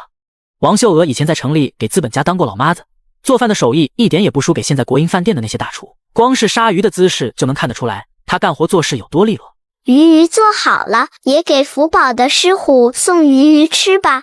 看着奶奶把鱼处理干净了，福宝又惦记起成天给自己讲故事教他认字的瞎子师傅了。行，奶奶现在就熬鱼，待会让你哥哥带着你一块给你师傅送过去。王秀娥琢磨着2条鱼，大的这条用来和豆腐一块炖，稍微小点的那条就用来红烧，让全家人都能吃个够。为了让孩子们去给福宝的师傅送鱼吃，王秀娥先开始炖鱼。奶奶做的鱼最好吃了。福宝踮起脚来都没有灶台高，自然看不到锅里的鱼汤，但光是闻到味道就已经控制不住口水了。王秀娥盛出来1大碗，又不放心的连碗一块放在小盆里，这样就不会觉得烫手了。去吧，二娃陪福宝一起去给林先生送去，好好端着，千万别洒出来。奶，你别叫我哥我弟他们偷吃。干活的还没回来呢，谁也不能先吃，快去吧，领好你妹妹。福宝，咱们快点送给林先生，然后回家，说不定一会儿就该吃饭了。二哥，你跑这么快，福宝跟不上了。好，我走慢点等你，你别跑，可千万别摔倒了。这一次脚步特意放满了许多，福宝就不吭声了。小丫头像是有什么心事呢？福宝，你咋不说话了？福宝在想事情了。小屁孩，你能想啥事？福宝是在想怎么治好大伯伯的腿了。可惜二娃只顾着闻手上端着的鱼汤喂了，没听见福宝刚刚说的话。等会要问问狮虎的，狮虎什么都知道，最厉害了。福宝，你说错了，是师傅不是狮虎。没说错啊，是狮虎啊。行吧，妹妹说的都是对的。狮虎，你在不在家哇？福宝来了。二娃则是有些紧张的站在一边，不敢上前叫人。他是有些怕林先生的，准确的说是村里的孩子们都怕林先生，因为林先生只有在福宝面前才会露出笑容来，在其他孩子面前从来都是凶巴巴的，再加上村里的风言风语，所以就导致孩子们都不敢靠近林先生的家了。福宝来了。福宝来给狮虎送鱼吃了。面前这个男人便是福宝嘴里念叨的狮虎，没人知道林瞎子的原名叫啥，也没人记得他是从哪里来的。土山村年纪大些的老人们倒是能说上几句，不过要是仔细些的也就都不清楚了。林先生，我奶奶让我们送鱼汤给你吃。二娃悄悄咽了口水，把手上端着的鱼汤给放到院子里的石磨盘上。这里以前是村里榨果子油的旧油房，后来废弃了，运动的时候就分给林瞎子住了。回去替我向你家大人道谢吧。狮虎鱼可香了。是很香，哪里来的鱼？是我和哥哥捡到的。福宝说起捡到鱼的事情就更兴奋了。二娃知道林先生是好人，所以也没刻意瞒着，把捡到鱼的事情仔细说了一遍。我奶说了，福宝是我们家的福星，所以我们家运气都变好了。你奶奶说的很对，咱们福宝几岁了？3岁了，福宝3岁了。好好长大，日子越来越好了。林先生的话像是意有所指，可惜对于福宝和二娃来说都太深奥了，他们听不懂。狮虎带福宝上山，福宝给大伯伯采药药。福宝曾经跟几个哥哥一块跟着师傅去山上采过采药的，所以记住了。想到大伯伯的腿，福宝天真的觉得去山上找到药药就能给大伯伯治腿了。再等等吧。二娃带着福宝从林先生家出来后，直到走远了，这才牵着福宝的手轻声说道：福宝，山上的药草治不好我爹的腿的，你不要缠着林先生上山，他看不见，不方便的。为什么？因为我娘说爹的腿只能以后攒钱去大医院治。二娃说着也垂下脑袋叹了口气，他很小的时候爹就瘫在炕上了。大娃二娃打心底里其实很想亲近他们爹的，但是爹总是淡淡的一副不高兴的样子，让他们不敢靠近。二娃很羡慕别人的爹爹能出屋子，耐跑能跳。狮虎经常上山啦，狮虎说药药很厉害的，能治病啦。他真的记得狮虎说过的，不一样的药药能治疗不一样的病，而且虽然狮虎看不见，但也不耽误他经常进山，每一次师傅都能找到许多好东西。二娃牵着小福宝的手紧了紧，觉得妹妹还是太小了，什么都不懂。要是林先生能找到草药治病，那怎么治不好自己的眼睛呢？不过二娃没再说这话，他还是不想让小妹失望。生在一个吃不饱饭的70年代，老姜家几个孩子捡到了2条大鱼，终于可以让一家人饱餐一顿。哟，这么香，哪来的鱼？这是孩子们弄回来的，2条呢，够咱们全家好好吃一顿的。娘的手艺就是厉害，我从老远就闻着咱家往外冒香味了。数你们2口子嘴甜，还不洗脸搬桌子吃饭？哎，这就去。张小红爽快地应道，今晚上有鱼吃，以至于干了一下午的活，现在都不觉得累了。李桂花则是洗了把脸回自己屋去看自家男人了。江山正靠在炕头看报纸，这些报纸是大队里的，江老二隔几天就去大队里找会计和大队长借走大队干部看完的报纸，拿回来给大儿子姐们看。老江家3兄弟都是念过书的，江山瘫在炕上也没事做，所以江老二就想了这个法子给大儿子姐们。回来了，累不？李桂花点上煤油灯放到炕头上的箱子上，不累，就那些活早就干习惯了。难得的回来见丈夫心情不错的看报，李桂花心疼男人，怕他累坏眼睛，所以哪怕外头天才刚暗下来，还没彻底黑天就点上煤油灯了。吹了吧，我不看报了，留着孩子们写作业时候再点。不差这一会儿，你啥时候见这兄弟俩黑天写过作业？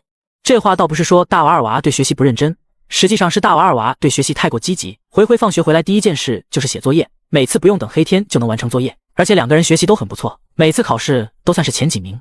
家里今天吃鱼，等会我去端进来，咱俩在屋里吃。李桂花有时候担心丈夫一个人在屋里吃饭太闷，李桂花就会特意端自己的饭也进屋陪丈夫一块吃。江山知道媳妇儿的好意，行，你多盛碗汤，你也好好补补。江山看向他媳妇儿时，眼睛才会浮出温柔来。这些年要不是李桂花撑起来他们的小家庭，江山估计早就活不下去了。王秀娥给盛出来2碗多的鱼汤，又加了几块红烧鱼块和1小碗的烀咸菜，拿了4个黑馍馍，让大儿媳妇端进屋和大儿子一块吃。一顿饭吃完，几个孩子都吃得肚子溜溜圆，被大人们撵出来在院子里消食儿。晚上估摸着要下雨啊。下雨好啊，下雨不热的。福宝说的对，下吧，痛快的下一场，也该好好凉快凉快了。一定会下雨的。江老二没把这话放在心上，催着小孙女去和几个孙子一块玩。看着院子里孩子们说说笑笑的，背后屋里儿子媳妇们也各自说笑。江老二吧嗒着烟嘴，一阵欣慰。大人们也搬着凳子来院子里凉快，手上也都没有闲着，每个人都拿着木枝子熟练地编着篮子。靠山吃山，山上适合用来编篮筐的木枝子到处都是，平日里弄些回家，再编成篮子拿到镇上供销社去换钱，也是一笔可观的收入了。江家3兄弟打小跟着江老二编筐子，哪怕是瘫在炕上的江山，现在也没扔下这手艺，坐在炕上也会经常帮家里编筐子补贴家用。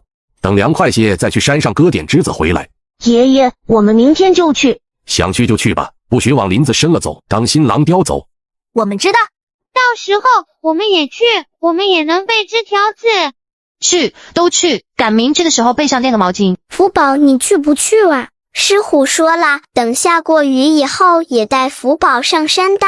我说老三家的，你们俩口子心也真是大，就放心叫福宝成天的跟着那位往山上去，他可是眼睛看不见呢。二嫂，没事的，林先生对福宝很照顾，也教福宝很多东西。以前她也有担心过，但是后来和丈夫江叔一起跟着林先生福宝进过2次山后，就完全没有这个担心了。福宝啊，你师傅带你上山都干啥了？林先生这个人很奇怪，在村里一向是独来独往的。不过虽然在全村人眼里曾经是疯疯癫癫形象，但也不影响村里谁家娶亲嫁闺女，甚至盖房子办丧事的去找林先生给算好日子。要说最奇怪的大家都知道，那就是眼睛看不见竟然能写字画画，写画画的竟然还比正常人都写得好看。摘花花，种草草，还教福宝背书啊。可得听你师傅的话，在山上的时候不能乱跑，到时候带上你几个哥哥一块去最好了。王秀娥心里想的是，也让家里几个小子跟着福宝一块认林先生当师傅就好了。她打心底里觉得这个林先生身上有一种不是普通人的气质，总觉得孩子拜他当师傅，日后也一定不会差到哪里去。奶奶你放心，我们肯定看好妹妹，照顾好林先生。在院子里忙活一阵，各自带着孩子烧水冲澡睡觉。村里没有洗澡的屋子，但好在江树手巧，给家里做了几个大大的洗澡桶。福宝坐在洗澡桶里，周兰往桶里倒掺好的温水，江树则是先在院子里等着，随时给媳妇女儿再提来烧开的水。妈妈，你闻闻我香不香啊？福宝最香了，妈妈最喜欢福宝了。这边母慈子笑，张小红屋里可就是另外的景象。哎呦，娘你轻点搓，疼死了。娘，我们自己洗就行了，你搓灰可疼了。我真是欠你们的，我乐意给你们搓，不瞅瞅你们身上脏的跟泥猴子一样，水都混了。张小红瞪着眼睛抓3娃，又去拍4娃，可惜脱光光的孩子沾了水，就像是泥鳅一样滑溜，气得张小红一边嗷嗷一边给2个儿子屁股上各拍了1巴掌。李桂花就省心多了，大娃2娃年纪都大了，2个人完全可以互相搓灰洗澡了。李桂花打了水进屋，给丈夫擦擦身子，听着屋外大娃2娃说说笑笑的动静，夫妻俩忍不住也笑起来。咱儿子都长大了，桂花你辛苦了。有啥辛苦的？谁家日子都这么过的，往后只要你好，孩子好，我就知足。大娃2娃已经洗完进屋。啥好啊娘？你们爹夸你们懂事呢。大娃2娃齐齐看向他们爹，又都飞快地移开眼睛，2个人都有些脸红害羞，没想到他们爹还能夸他们。上炕睡觉吧。江山也有些难为情地跟2个儿子说道，说来羞愧，江山竟然发现自己不知道该怎么和自己朝夕相处的2个儿子交流，看来得找2弟3弟取经了。江山默默在心里想着。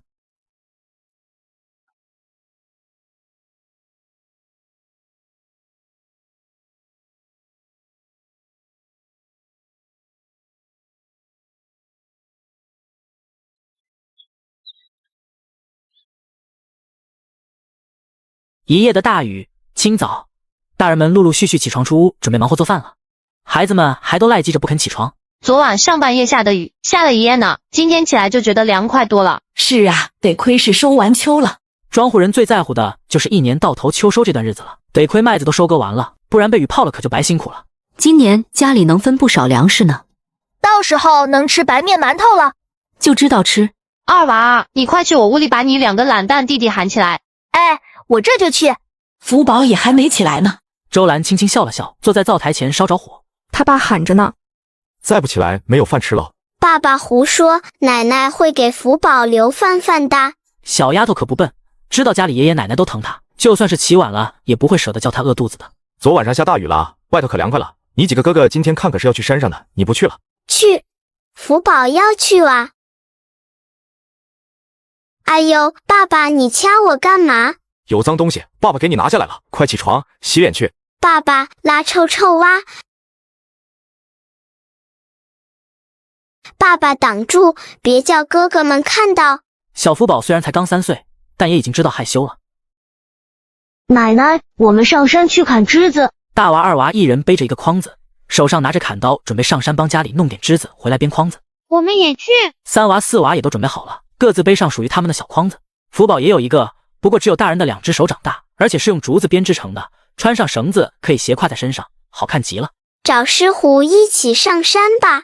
福宝眼睛亮亮的，缠着哥哥们。大娃几个人没吭声，看向他们奶奶。去吧，去问问林先生去不去。哎，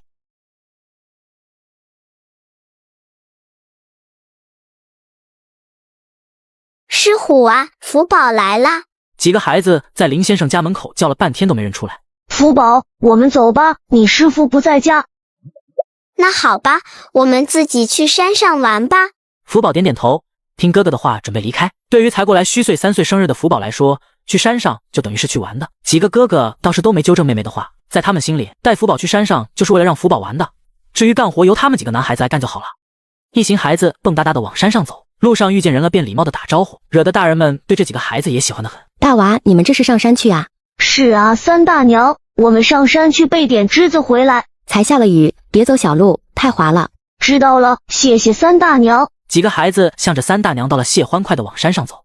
一进山，小福宝顿时感受到一股舒服的气息在身体里窜来窜去，让他不禁张开嘴巴，使劲的呼吸了几口空气，这才觉得好受多了。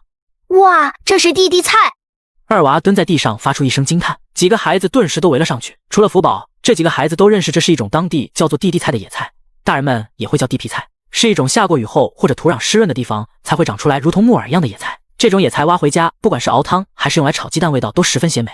行啊，二娃，你眼睛可真尖。大娃也高兴蹲下，用筐子里的小铲子开始挖地菜。我也来挖。四娃，你领着福宝，你们俩看我们挖吧。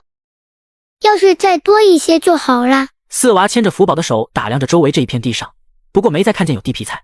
福宝却轻轻松开四哥哥的手，沿着小路走去。福宝，你别乱跑。四娃赶紧跟在妹妹身后，要是妹妹不小心摔跤受伤了，回家他们奶奶肯定会发火的。哥哥，这里也有啊，还真是呢，福宝可真厉害，咱们也来摘。两个孩子也蹲下来撅着屁股摘地皮菜。四哥，这里也有啊，哇，这么多，摘回去晒干可以多吃几顿啊。不远处的大娃三个人摘完那点地菜过来找四娃和福宝的时候，看到这么一大片地皮菜也十分惊喜。是福宝发现的，咱们摘回去让奶奶晒干，能多吃好几顿啦。福宝真厉害，你别摘了，哥哥给你擦擦手，你看着哥哥们摘吧。大娃用自己的衣服给福宝蹭了蹭，又交代了福宝不要乱跑，这才加入二娃、三娃、四娃他们一块去采摘地上的地菜。哥哥加油啊！地菜味道鲜美，是孩子们难得觉得好吃的野菜，所以几个孩子也顾不得他们今天是来山上背枝条子的目的了，一个劲儿的摘。把眼前的一片都摘完的时候，三娃、四娃的筐子几乎已经满了。咱们走吧，去砍点枝子回家去。他和二娃的筐子故意空着，准备放捆好的枝条子。正当几个孩子高兴，半天没说话的福宝却指着不远处的草堆惊讶道：哥哥，那里有亮晶晶。走，我们去看看。大娃带着弟弟妹妹往草堆走去，果然如福宝所说的，一块金灿灿在太阳底下散发着亮闪闪的光芒。福宝对这种亮闪闪的东西没有抵抗力，蹲下身子捡起来。是圈圈呀，让我看看。福宝也给我看看。别吵，一个个的看。喏，是黄圈圈啦。大娃接过来，拿在手上仔细看了看。这是戒指吧？咱奶奶有个这样的，但颜色不一样。大哥给我看看。大娃就递给他，几个孩子互相传着都看了看，黄圈圈重新回到福宝的手上。大哥说的对，这肯定是戒指。因为他们都见过奶奶的戒指，就是这个样子的，只不过福宝手上的圈圈要宽一些，拿在手上比奶奶的那个要沉一点。那我们拿回家给奶奶看吧。听到哥哥的话后，福宝更高兴了。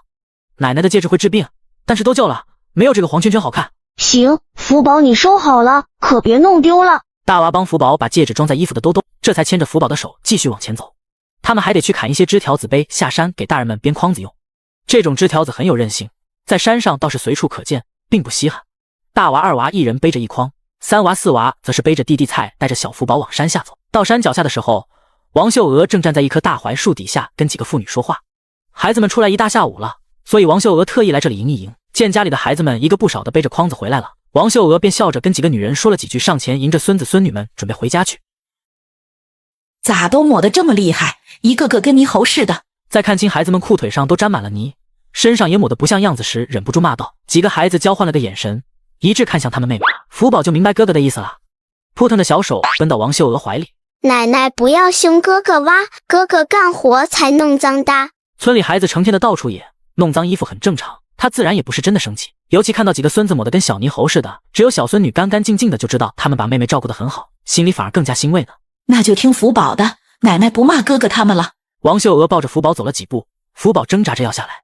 咋了？奶奶抱着不好吗？福宝3岁了，奶奶抱福宝会累的。王秀娥更高兴了，一边伸手给小孙女多掰了一根手指出来，笑道：还是福宝知道心疼人。奶奶，咱们快回家去，我们找到好多地菜。3娃、4娃也赶紧邀功道，怕奶奶不信，还让奶奶看看他们的筐子。王秀娥果然探头一看，真的是满满2筐子呢，这么多的地菜，再加上是湿的，得有个10多斤呢。哪来这么多地菜？一开始我先找到一点，然后福宝找到了很多。走，回家说去。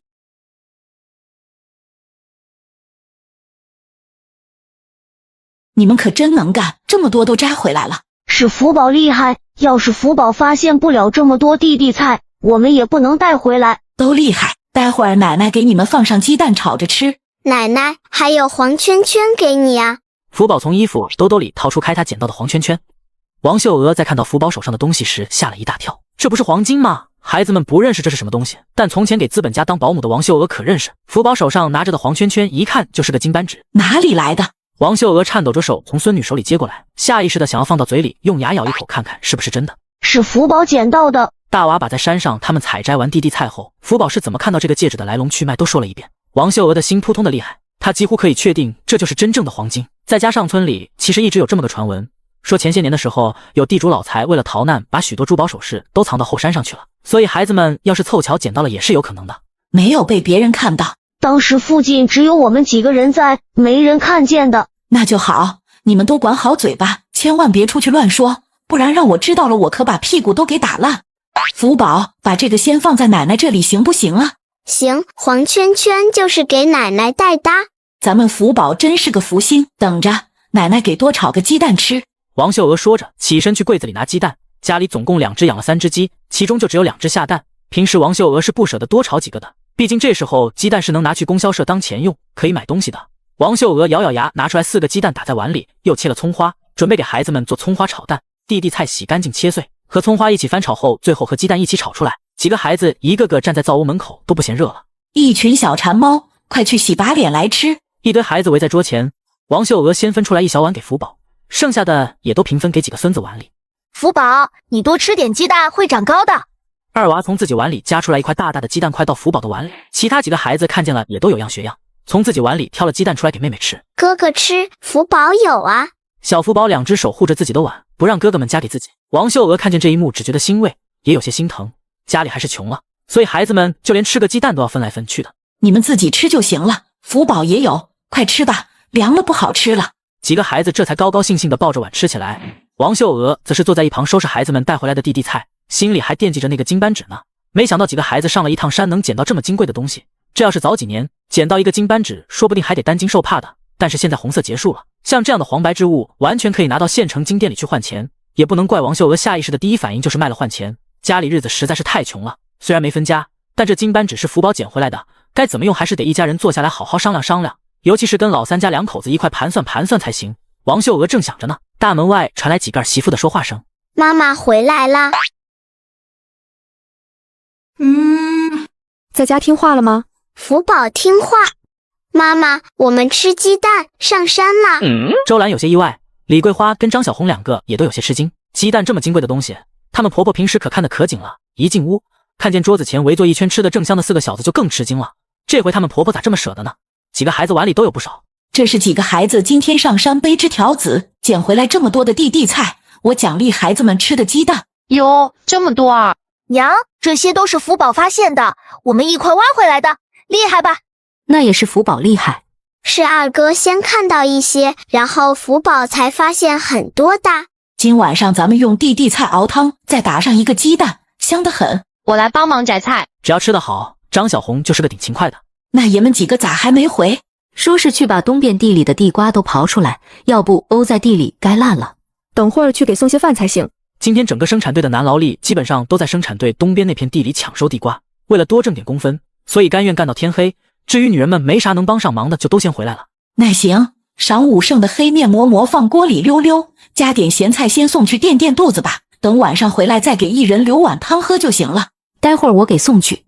娘，我帮你一块送。都去，省得在家里闹腾。得了大人们的同意，几个小孩子就更高兴了，因为帮忙送完饭，他们就能在外面玩一会儿再回家了。福宝自然是要跟着的。一碗的鸡蛋，福宝吃了几口，剩下的喂给奶奶一口，又喂给妈妈一口，还剩下的一些就装起来，打算去给爷爷还有爸爸吃。虽然王秀娥跟周兰都说不用，但福宝还是坚持要这么做。在小家伙的心里，好吃的东西就是要大家一起分享。兰啊，娘有个事寻思和你商量。什么事啊，娘？这是周兰因为出身问题，对这些东西是十分敏感的。当年她娘家出事的时候，她爷爷留给她的许多东西都被她藏起来了，如今不知道还能不能找到。这是福宝在山上捡到的，我看着像是真的。王秀娥点点头，小声的说道，接着把金扳指放到周兰手上，让她仔细瞅瞅。是真的，这上头还镶嵌着翡翠呢，应该是早些年的款式了。我还没和家里人说，按理福宝捡到的就该是咱福宝的，你是他娘，自然你说了算。但是咱们也没分家，家里日子啥光景，兰儿你也知道，也不是娘偏心，你大哥躺在炕上这都几年了，咱家也没钱给他治。说着，王秀娥伸手轻轻擦了擦眼角，她是个坚强的女人，但在提到自己瘫在炕上的儿子时，也还是心疼到落泪。娘，我明白的。周兰伸手拍了拍婆婆的手，把手上的金扳指重新塞到婆婆手里。咱们是一家人，这些是娘你说了算。这金子是拿去黑市换钱也好，还是拿去县城金店卖钱也行，先给大哥治腿，我和福宝爸都没意见。周兰不是不通情理的人，结婚之前就听丈夫说过，大哥当年是为了给家里的2个兄弟娶媳妇，念书才去给人帮忙盖屋砸断腿的。这些年江土江树2兄弟坚持不分家，也是因为这个原因，他们心里觉得亏欠大哥。兰啊，你的好娘都记在心里了，这钱回头要有剩下的，等以后分家的时候娘都给你。等男人们回来后，打发了孩子们去屋外玩，大人们则是在堂屋里商量事情。啥事啊娘？还得关上门说，热死了。就是啊，啥事这么神秘？今天家里孩子上山去了，福宝在山上捡到了这个。王秀娥把那枚金扳指拿出来放到桌子上，屋里点着昏黄的煤油灯，那枚金扳指静静地躺在桌子上，是那么的不起眼，却又紧紧地吸引了一屋子人的目光。我的个乖乖，是金子吧？娘，这是金子吧？你再嗷嗷，村口的人都听见了。这是福宝捡到的，我也问过老三家的了。我想把这金子换了钱，再想办法凑凑，送老大去大医院里看看腿。你们也都说说，看看有啥意见。王秀娥说着看了一眼自家老头子，江老二吧嗒着烟嘴没吭声，但他也是这么想的，家里亏欠老大的太多了。当年老二老三还小，一个到了娶亲的年纪，一个又还在上学。老大懂事，成天的除了下地干活以外，还想办法挣钱补贴家用。后来腿坏了，瘫在炕上下不来，话也越来越少，得亏是老大媳妇好，这么些年不离不弃的照顾。我们没意见，娘，我们支持给大哥治腿，早就该治了，一直家里没钱，现在要是这金子能换钱，就是件再好不过的事儿了。我们也没意见，我大哥这几年受苦了。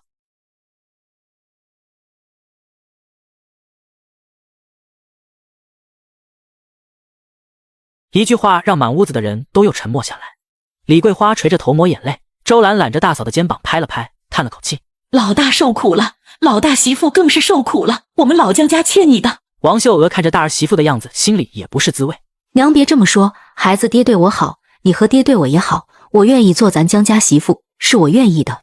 周兰和张小红都跟着默默擦眼泪，这种事只有摊上了才知道是什么滋味。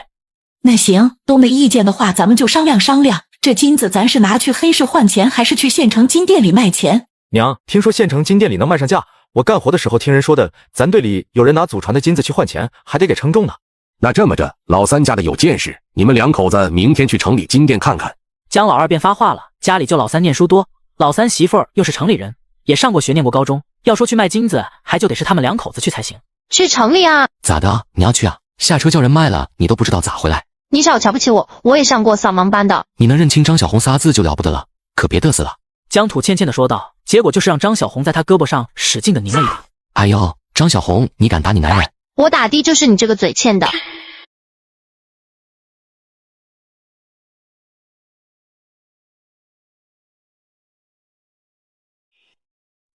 一大清早，周兰两口子就拾掇好准备进城了。他们得先步行去镇上，再等进城的公共汽车。这时候交通并不便利，大街上几乎看不到几辆小汽车，人们出行大多都是靠步行或者骑自行车，要么就是靠生产队的牛车或者村委的拖拉机。妈妈，福宝也想一起去。福宝赖唧唧的抱着妈妈，不肯从怀里下来。他是昨晚上听见爸爸妈妈说要去镇上坐车去县城的事情了，一大早的开始缠人，想要坐大汽车呢。福宝要是一起去了，林先生要是来找你，找不到怎么办？周兰故作遗憾地反问道，知道小丫头很喜欢跟师傅上山玩，所以抛出这件事来转移福宝的注意力。福宝想了想，终于决定好了，他还惦记着跟师虎上山找药药呢。那福宝还是不跟爸爸妈妈一起去了。咱们福宝就这么喜欢师傅吗？是哇，师虎带福宝摘药药给大伯伯吃。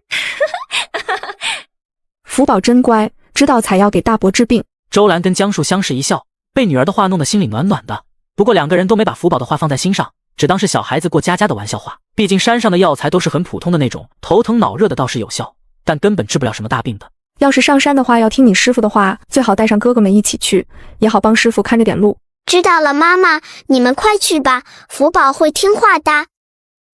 王秀娥给拿了几块钱，还给装了干粮，放在布袋里。早些回来。王秀娥叮嘱道，又盯着儿子媳妇把钱和金扳指藏好。放心吧，娘。那我们走了。行，路上注意安全。眼前这个小女孩带着哥哥们去找师傅上山，没想到他师傅切送根辣条给她当宠物。师虎啊，我们来了。福宝带着哥哥们又一次来到师傅家门口，这次林先生倒是在家里了，正在小院里准备吃饭。除了福宝高兴地跑进院子，大娃几个人都站在门口不好意思进去。胖丫头来了。听到小徒弟的声音，高兴地眯起眼睛，用筷子夹了块不知道是什么的肉段给福宝。福宝仰着头嗷呜咬进嘴巴里，瞬时眯起眼睛，露出十分满足的表情来。肉真好吃啊！小丫头鼻子真灵，为师就没有吃独食的时候。师虎昨天不在家，去哪了？我和哥哥们一起上山啦，大哥、二哥、三哥、四哥，你们进来哇！师虎这里有肉吃哇！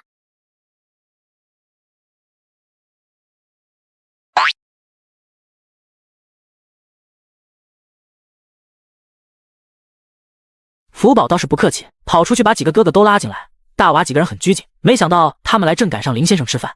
林先生好。林先生好。林先生好。林先生好。屋里有竹筷，都去拿了来吃点。林先生乐呵呵道，脸上挂着慈祥的笑容，对福宝很是宠溺。见哥哥们都犹豫着站在一边不动，福宝熟门熟路地跑到屋里去拿竹筷。五个孩子围坐在一块，原本冷清的院子瞬时间热闹了许多。师虎，你还没说昨天去哪里了哇？福宝皱巴巴着眉头，一副奶凶的样子。去给福宝找肉了，等会吃完了你们也带些回家去。林先生，我们不能要。家里大人教过的，不能随便拿人家的东西。我给我徒弟吃肉有何不可？以后我还靠福宝给我送终呢。林先生在村里无儿无女，唯一收的徒弟就是福宝了。老江家也认为福宝和林先生有缘分，福宝日后给师傅养老送终也是理所应当的事情。大娃就不说话了。几个孩子虽然在家里吃过了早饭，但看到这么一大盆的肉，也还是忍不住放开了肚子吃。这是鸡肉吗？好多鸡脖子。好吃就多吃点。石磨上摆着满满一大盆呢，就算放开肚子吃也没问题。孩子到底是孩子，在一大盆香喷喷的肉面前，到底还是把羞涩和拘谨抛在脑后了。几个孩子吃得很香，林先生则是慢悠悠的吃肉，吃几口便举着葫芦喝上口酒。光是听见孩子们说笑，就觉得很是高兴了。大娃、二娃年纪稍微大一些，吃的还收敛些，三娃、四娃还有福宝就顾不上那么多了，每个人都吃得肚子圆鼓鼓的。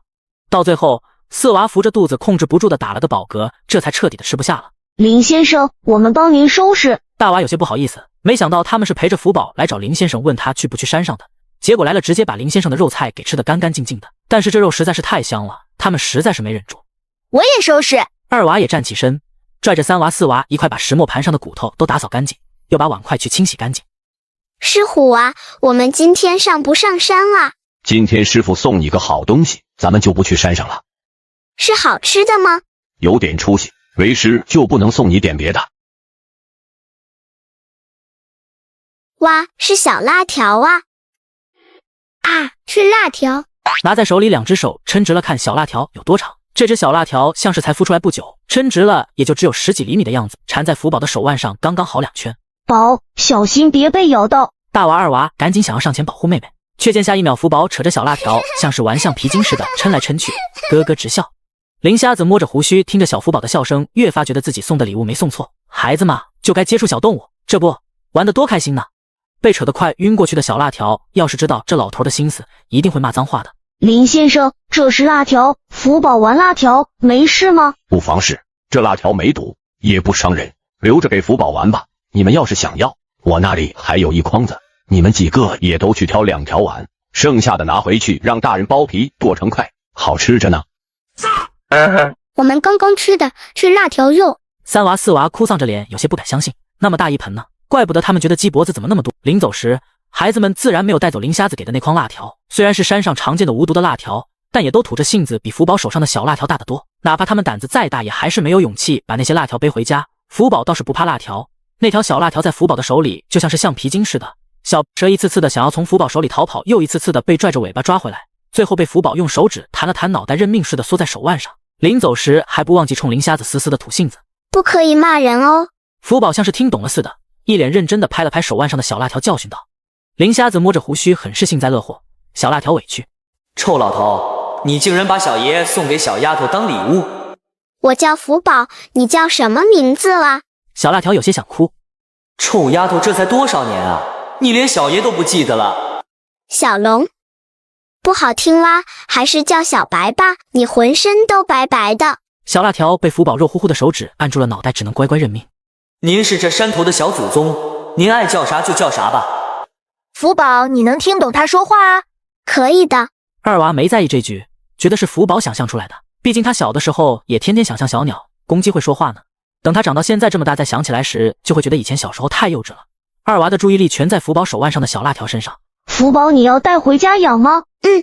带小白回家，以后和福宝一起玩。奶奶还有三婶他们肯定不叫你养的。是狮虎给的，奶奶和妈妈会同意的。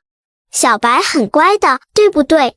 小辣条表示他也很想拒绝啊，可惜臭老头倒了他的窝，抓了他的数十条同类烧了吃，给他下马威，逼他来给转世成小豆子大小的人类幼崽当保镖啊。好了，你们回去吧。狮虎，我们走了。福宝有了小辣条当玩伴，也顾不上再留下来缠着师傅了，跟在哥哥们身后准备回家。回去喊上大人来把辣条带回去吃了，我一个人也吃不了这么多。福宝，能让我也摸摸吗？可以呀，二哥你摸摸看，小白好乖的。福宝把盘在手腕上的小辣条拿下来，捧在手心里，让几个哥哥都来摸摸看。小爷也是你们能随便摸的吗？小白就让福宝哥哥摸摸吗？算了，看在现在他是小胖丫不懂事的份上，还是哄着点他吧。凉丝丝的，还挺好玩的。二哥，小白说你再戳他，他就要咬你了。福宝一只手安抚着小白，不让哥哥们再碰他。你真的能听懂他说话啊？可以哇，二哥你听不懂吗？老姜家将土劈了一地的柴火，准备落在墙角晒干了，过些日子降温了就能用了。王秀娥坐在门斗下择着韭菜，饿了吧？一会儿饭就好了。奶奶，我们吃饱了。大娃几个孩子也都纷纷表示他们在林先生家吃饱了。从家里怎么交代你们的？去别人家看见人家吃饭就得走，咋还留下吃饭了？是狮虎让的，奶奶别生气了。福宝赶紧上前扯住奶奶的衣角求情。等等，胳膊！王秀娥的视线锁定在福宝的手腕上，与懒洋洋的小白对视了3秒。王秀娥皱眉，下一秒，奶奶别摔！得亏福宝喊得快，不然王秀娥拽着那小白就往墙上摔打了。其他孩子们也都七嘴八舌的解释小白是怎么来的。王秀娥这才把小白蛇放到地上，心里松了松，只是眼神依旧有些狐疑。好好的，林先生咋想起抓辣条给孩子玩？小白第一次在某个人类的身上感受到如此强大的压力，吐吐信子别开眼睛。奶奶，小白不咬人，是好辣条。福宝蹲在地上保护着小白，生怕奶奶一生气真的把小白摔伤了。这样吧，让你爷爷把他牙给拔了。这就不是小爷待的地儿。不要拔，拔牙痛痛。奶奶，小白很乖的，一定不会咬人的。小白，你快和奶奶说呀。福宝捧着卷成一团的小白，急呼呼地说道。小白没办法，同在屋檐下不得不低头，伸长了脑袋冲着王秀娥点了点头。呀！这让王秀娥、江土还有大娃几个孩子更加惊讶了。我的娘啊，这辣条成精了吧？既然通人性，那就算了。太好了，小白，以后这里也是你的家了。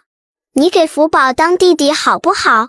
晚上福宝和妈妈睡一起，小白你和爸爸睡一起，爸爸也不用缠着妈妈生弟弟了。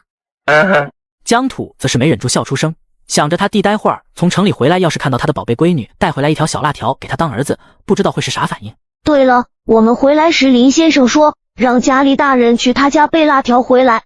林先生说他抓到了许多，吃不完，让咱们家也去分一些回来。奶奶，辣条肉可香了。福宝也扬起小脸甜甜的说道，这让他手上的小白不禁抖了抖身子，然后赶紧缠上福宝的手腕。吃了我的同类，就不可以吃我了哦。孩子们把该传达的话说完，这才去玩他们的。这也是老江家平日对孩子们教会的话，去别人家串门，看到人家在吃饭就得起身离家，如果在别人家吃了什么东西，也要回来告诉家里大人，要是大人让他们帮忙传话，就必须把话带到，才能去玩或者做其他的事情。王秀娥便看向身旁的二儿子江土，打了个激灵。娘，你让我去抓辣条回来啊？我宁愿不吃肉也不敢去啊。谁让你去抓辣条了？我是让你拿点我刚蒸好的馍馍给林先生送过去。那我这就去。王秀娥进了屋，把刚蒸好的馍馍拿了几个出来，4个地瓜面的，2个玉米面的，这都是相互的。林瞎子对福宝好，加上有师徒缘分，王秀娥也从来都是家里有啥吃的都送过去一份。看看有啥活，过去给帮帮忙。辣条就别拿了，让林先生自己留着吃吧。院子里，福宝和4个哥哥正在和小白一起玩。张小红跟李桂花一块端着盆去河边洗衣裳才回来，看见孩子们玩辣条也吓了一跳。听王秀娥解释说这小辣条通人性不咬人，这才脸色好多了。婆媳3个一边做饭一边闲聊，张小红一直惦记着那金扳指呢。这个点也不知道，老三2口子到城里了没？王秀娥心里也挂念着呢。一个金扳指放在前2年是祸事，但放在现在，这就是能解他们江家燃眉之急的宝贝。咱们先去金店吧。江树跟周兰就直奔县城的国营经营饰品商店。江树以前在县城念高中，所以对县城算是比较熟悉的。看着国营金店明晃晃的招牌，江树有些紧张。这要不是福宝捡到了金扳指，他这辈子都不敢往这金店门口站。走吧，进去问问，咱们也早点回家，好叫娘他们放心。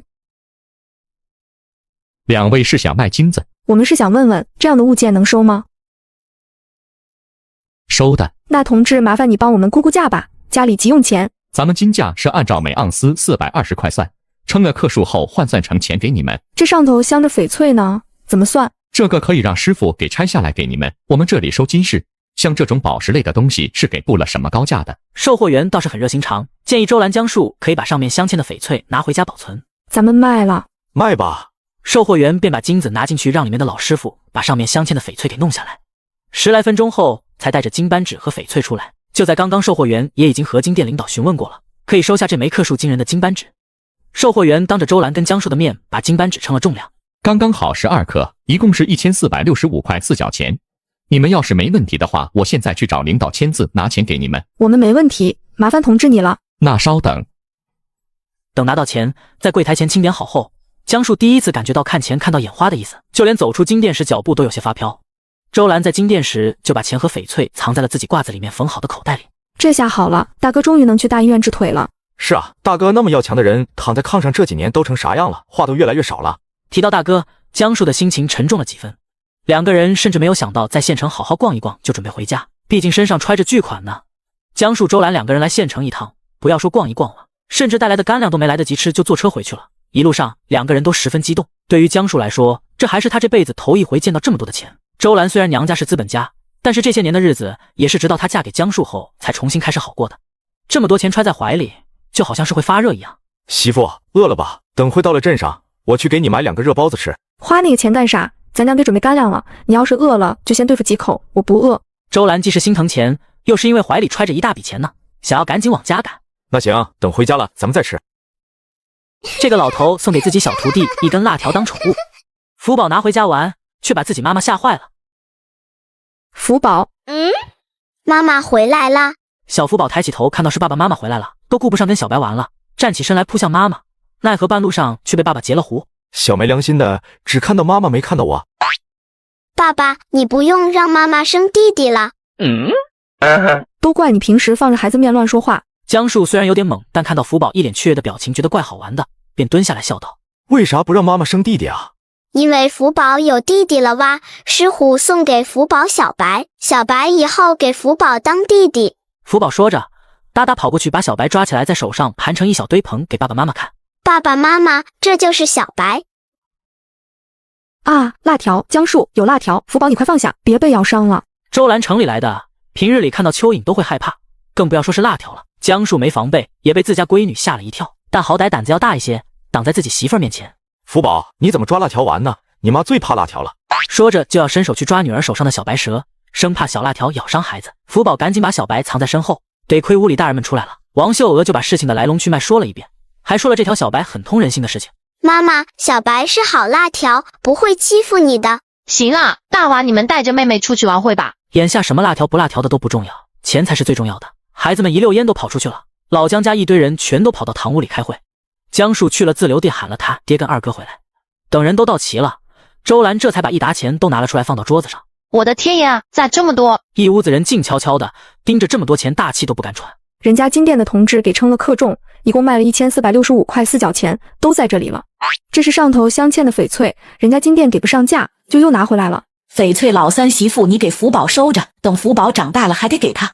这钱就按先前说的，先给老大看腿。一屋人自然是没有意见的，就连一向爱占小便宜的张小红都没意见。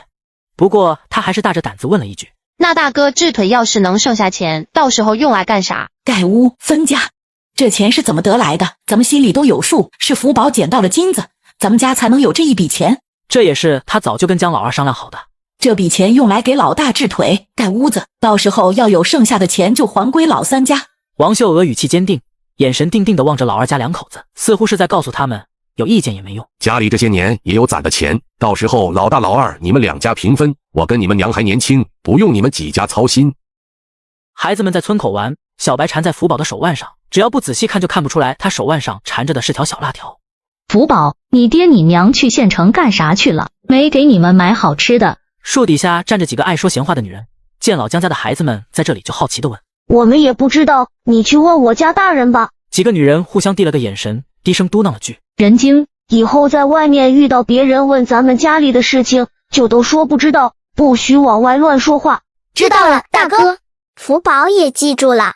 老姜家的仔仔们正玩着，从东边走过来一对兄妹，他们是二队的孩子，大的叫小根，小女孩叫叶子。大娃，我们要去林子里掏鸟蛋，你们去不去？小根和大娃、二娃是好朋友，平时也经常在一块玩。去也行。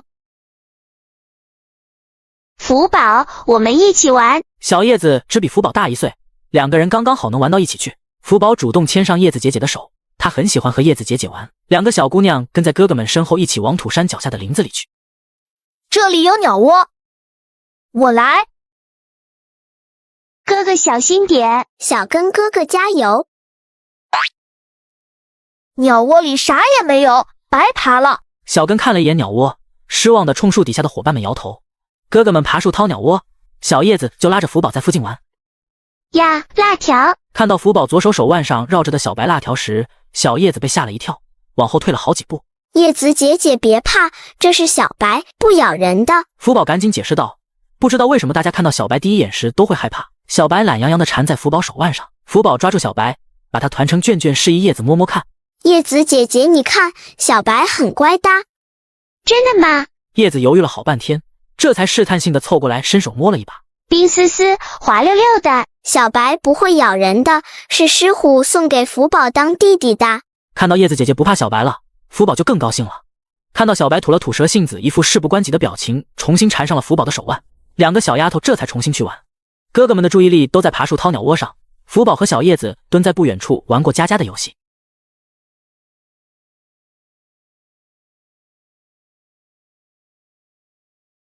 这是什么啊？福宝摘叶子的时候不由自主地走远了一些，在一堆草丛中间突然看到了许多紫黑色的小圆果。小白看到福宝手上的果实来了精神。你是说这个能吃吗？福宝眨巴眨巴眼睛，喂给了小白一颗。紫黑色的小圆果被小白一口咬进嘴里，福宝也尝了一颗。哇，好甜！叶子姐姐你快来。我娘说外面的果子不能随便吃的，会有毒。叶子姐姐你尝尝。福宝没听完小叶子的话，就举起一颗最大的果子喂到他的嘴边。呀，好甜，太好吃了。福宝我们多摘点。好。两个小姑娘开始摘果子，虽然不知道是什么，但是觉得很好吃，想要带回去给家里人都尝尝。野果有很多，福宝往前走又发现了一片，两个小姑娘根本摘不完。哥哥，你们快来呀！福宝的衣服都快要兜不住了，只好回身冲还在沉迷于掏鸟窝的哥哥们大声喊道。大娃几个人跑过来看的时候，都被两个妹妹惊讶住了。哥哥，你们尝尝，可甜了。这是野茄子，比酸枣还难找到呢。大娃认识这种小圆果，以前跟爷爷去山上的时候摘过几次。爷爷告诉他的这种叫做野茄子，没成熟时是绿色的，成熟后会变成黑紫色，吃起来可甜了。可惜大娃每次都只摘到了几个而已，后来就再也没遇到过了。没想到福宝找到了这么多野茄子，几个孩子一边吃一边摘。小根身上的布包也已经快摘满了，大娃、二娃、三娃、四娃也都用衣服兜着摘了许多。我们先回家，等会回来再来摘吧。那我也带我妹先回去，等会我们来这里集合，不许带别人来。好，谁带外人来谁小狗。小根赶紧点头答应着，带着妹妹小叶子往家跑。大娃几个人也急急忙忙跑回家，把摘好的野茄子倒在筐子里，加起来也有大半筐了，有一些因为放在下面被挤压烂了，渗出来紫黑色的汁液。哪里摘来这么多野茄子？等我们回来再告诉你们，那里还有好多呢。几个孩子都兴奋极了，顾不上说话，背上空的筐子就往外跑。这群兔崽子，领好你们妹妹，跑慢点别摔了。知道了。张小红拿了2颗果子扔进嘴里，一口咬下去，甜滋滋的汁液在嘴巴里迸发出来，忍不住眯起眼睛笑道：哟，真甜啊！几个孩子去到摘野茄子的地方时，小根和叶子还没来。我们先摘，这一丛上的留给小根他们俩。这种野茄子一般长在荒屋前后或者不走人的道路两旁，没想到山脚下这片林子里竟然有这么多。孩子们一边摘了放到带来的筐子里，有一些熟透了的就直接放到嘴里吃掉。小根带着他妹妹很快也赶来了，同样也从家里拎来了一只桶用来盛野茄子。福宝，这个给你吃。小叶子塞给福宝一个煮好的红薯。他们能摘到这么多野茄子都是因为福宝找到的，所以回到家后，小根和叶子告诉家里大人这件事后，叶子他娘给拿了一根大红薯让带来给福宝吃。谢谢叶子姐姐，我们一起吃。福宝舔了舔嘴唇，把红薯掰成2半，自己吃一半，另外一半又递给叶子姐姐。你们坐在这里吃就行了，我们采得快，很快就好了。看了一眼圆润润的小福宝，又看了看旁边自己黑瘦黑瘦的妹妹，小根憨笑道：大娃、二娃，你们妹妹长得真好看。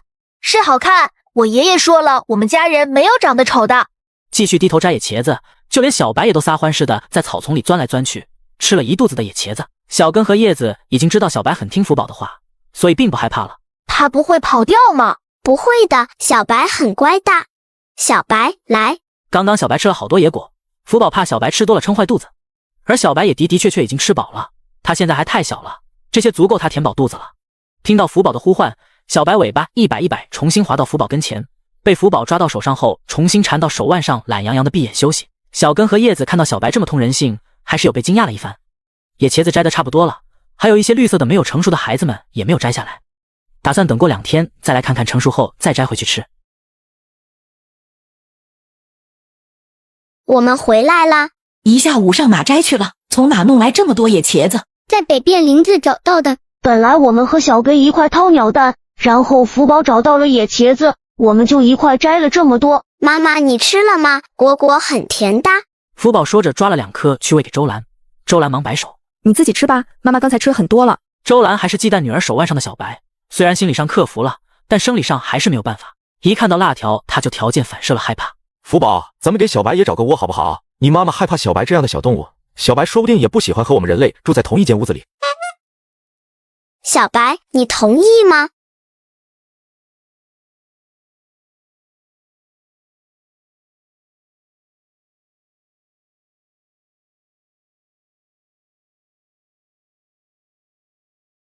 小白说他自己找地方睡觉，妈妈不要怕了。妈妈不怕。王秀娥和儿媳妇们做饭，男人们则是趁着天没黑，坐在院子里编筐子。林先生给了这么多辣条肉，天热要是吃不完就坏了，今晚上就都做了吧。行啊，我还是头回儿吃辣条肉呢。张小红属于有肉吃怎么都行的人，什么辣条肉鸟肉的，只要是荤腥，做熟了那还不是一样的吃法吗？周兰照旧是负责烧火，李桂花挎了篮子去自留地摘点豆角回来吃。回来的时候去前头你六婶子家借把辣椒，辣条肉放上辣椒炒着吃更香。哎，我知道了。吃过晚饭后，福宝被爸爸抱着和二伯一起去大伯屋里说话。江山也已经吃好饭了，正在炕上点着灯编筐子。这几天他也比以前更有精神了，脸上也有笑模样了，用枝条子编筐子，这是家里传下来的手艺，三兄弟手都很巧，不管是编筐子还是可以挎着的篮，或者是其他东西，都能编得十分精巧。每次拿到镇上供销社换钱时，售货员都直夸呢。大哥，咱们家就你手最快了，你编2个，我们也就编1个。我也就干点手头上的活行了。大伯，给你吃果果。福宝从爸爸腿上挣扎着跳下来，伸手抓着下午摘的野茄子递到大伯嘴边。江山一怔，有些不好意思，但对上福宝热切期盼的眼神，还是低头含进了嘴里。甜不甜啊？甜。福宝你怎么偏心呢？给你大伯吃，咋不给二伯？江土故意逗福宝玩，家里有这么一个奶团子，每个人都想逗一逗。福宝从口袋里掏了半天，再也没翻出来第2颗果果。被奶奶收起来了，我去问奶奶要。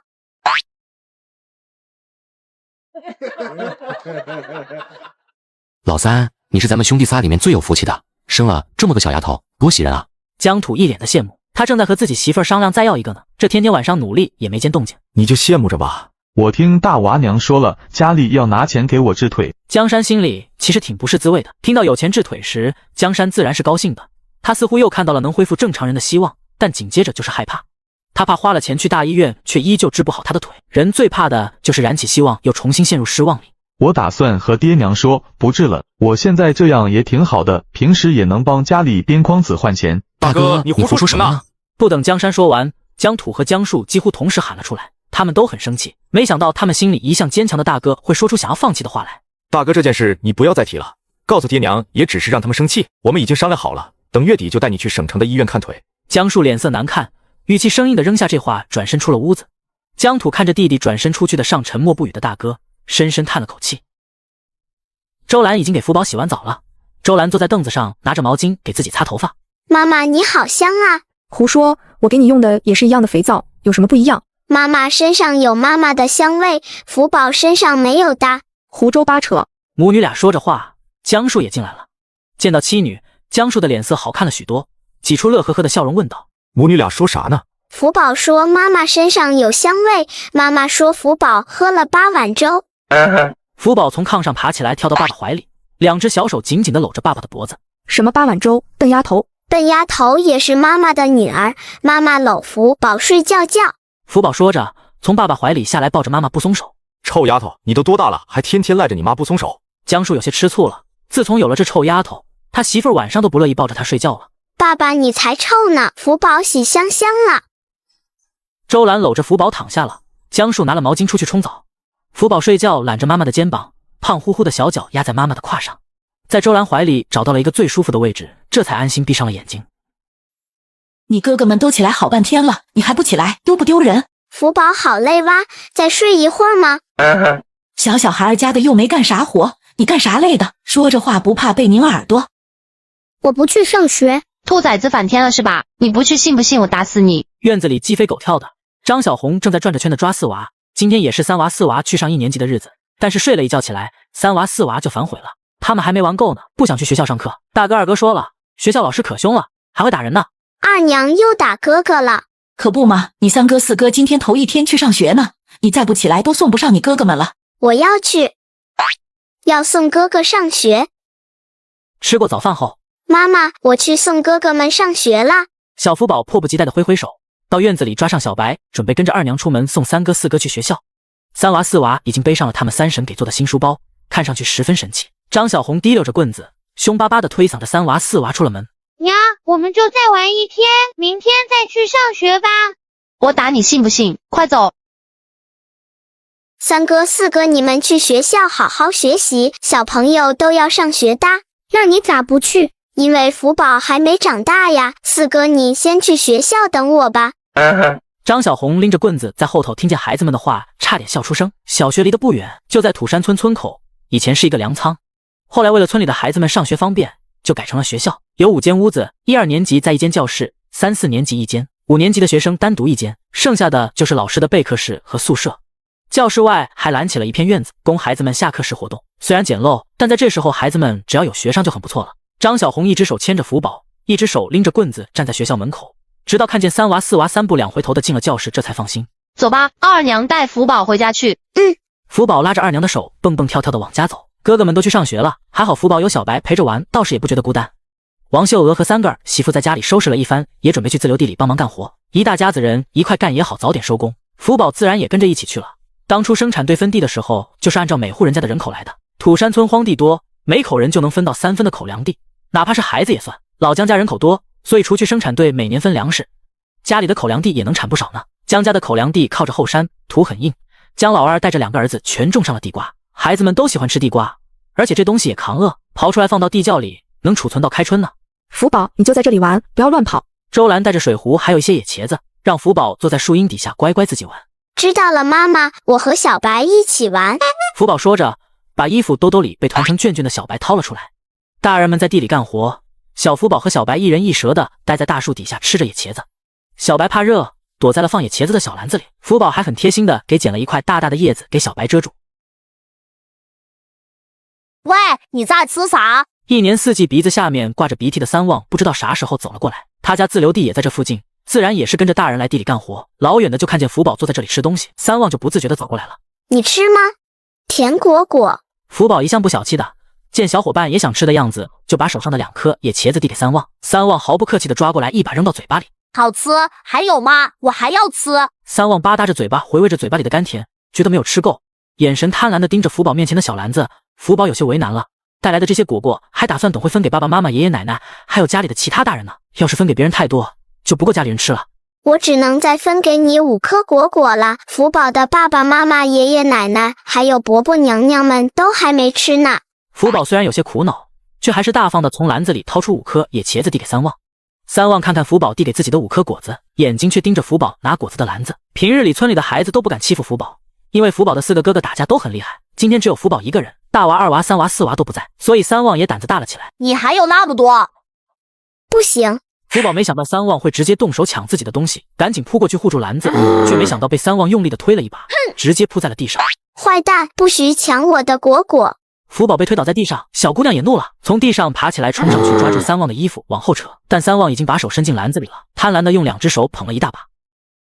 有辣条。下一秒，不等3旺高兴，他手上缠上一条吐着信子的小辣条，冰冷的眼神加上张大嘴巴露出的尖牙，把3旺吓了一跳。3旺赶紧扔掉手上的果子，用力的甩衣服胳膊，试图把辣条弄掉。可小白却缓缓缠上了3旺的胳膊，发出嘶嘶叫声。福宝站在一旁，鼓着腮帮子，生气的做了个鬼脸。哼，让你坏！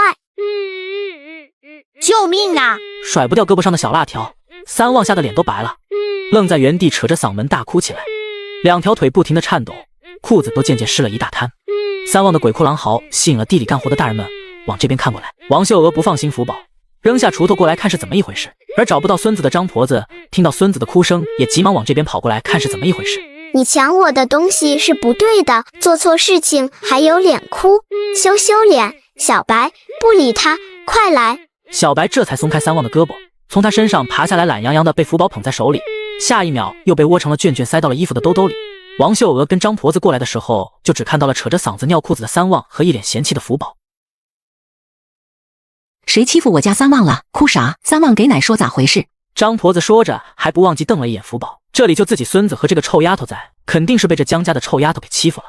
福宝别怕，奶奶在呢。奶奶，是3旺抢福宝的果果，还推福宝。小白教训他，他就哭了。福宝一点都不怕，主动给奶奶说了事情的经过。王秀娥看了一眼孙女衣服鼓鼓的口袋，就明白了。他拿辣条吓唬我，还让辣条咬我。啥？张婆子眼睛一瞪，像是要吃人。仔细检查了自己宝贝孙子身上，确定没被咬伤后，这才放心。死丫头片子，小小年纪不学好，拿辣条吓唬人。我大孙子要是被吓坏了，我可饶不了你。我呸！张秀春，你个老不着调的，我还没怪你孙子先欺负我家福宝，你先狗叫上了。你也不看看你家3旺比我家福宝大几岁，好意思来抢福宝的果子吃？咋的？你家活不起了？活不起就去要饭，敲到我家门上磕上3个响头，我说不定还能可怜你2把糠填肚子。王秀娥，你少赖鸡，小孩抢个食儿是啥大不了的事？你孙女咋小小年纪这么毒，还拿辣条来咬我家3旺？小白很乖，不咬人。听听，快听听哟！什么好人家的孩子会给辣条取名字？这是存了啥坏心思想，故意害人哟？那黑心肝的资本家的后代哟！张秀春，你嘴巴干净点！王秀娥撸了袖子就扑了过去，用力扯着张婆子的头发扭打在一起。哎呦，打人了！我王秀娥从来不打正经人，我打的从来都不是人。咱娘这是跟人打起来了。还真是。走。李桂花与张小红扔下手上的工具就往地头上跑，周兰也急急忙忙跟在后头，却被江树拽住了胳膊。你去干啥？再伤着你就不好了。江树还是很了解自己娘的，在打架这方面轻易不会吃亏的，尤其打起来的对象还是张婆子。有大嫂和二嫂两个人过去吓唬吓唬就没啥事儿了，他媳妇儿细皮嫩肉的要是被伤着可就不好了。江老二与江土也都直起身看着地头的方向。女人们打架，男人们轻易是不插手的，要是男人们掺和了，这事就大了。李桂花与张小红可都不是娇气人，两个人急急忙忙的都跑过去帮他们婆婆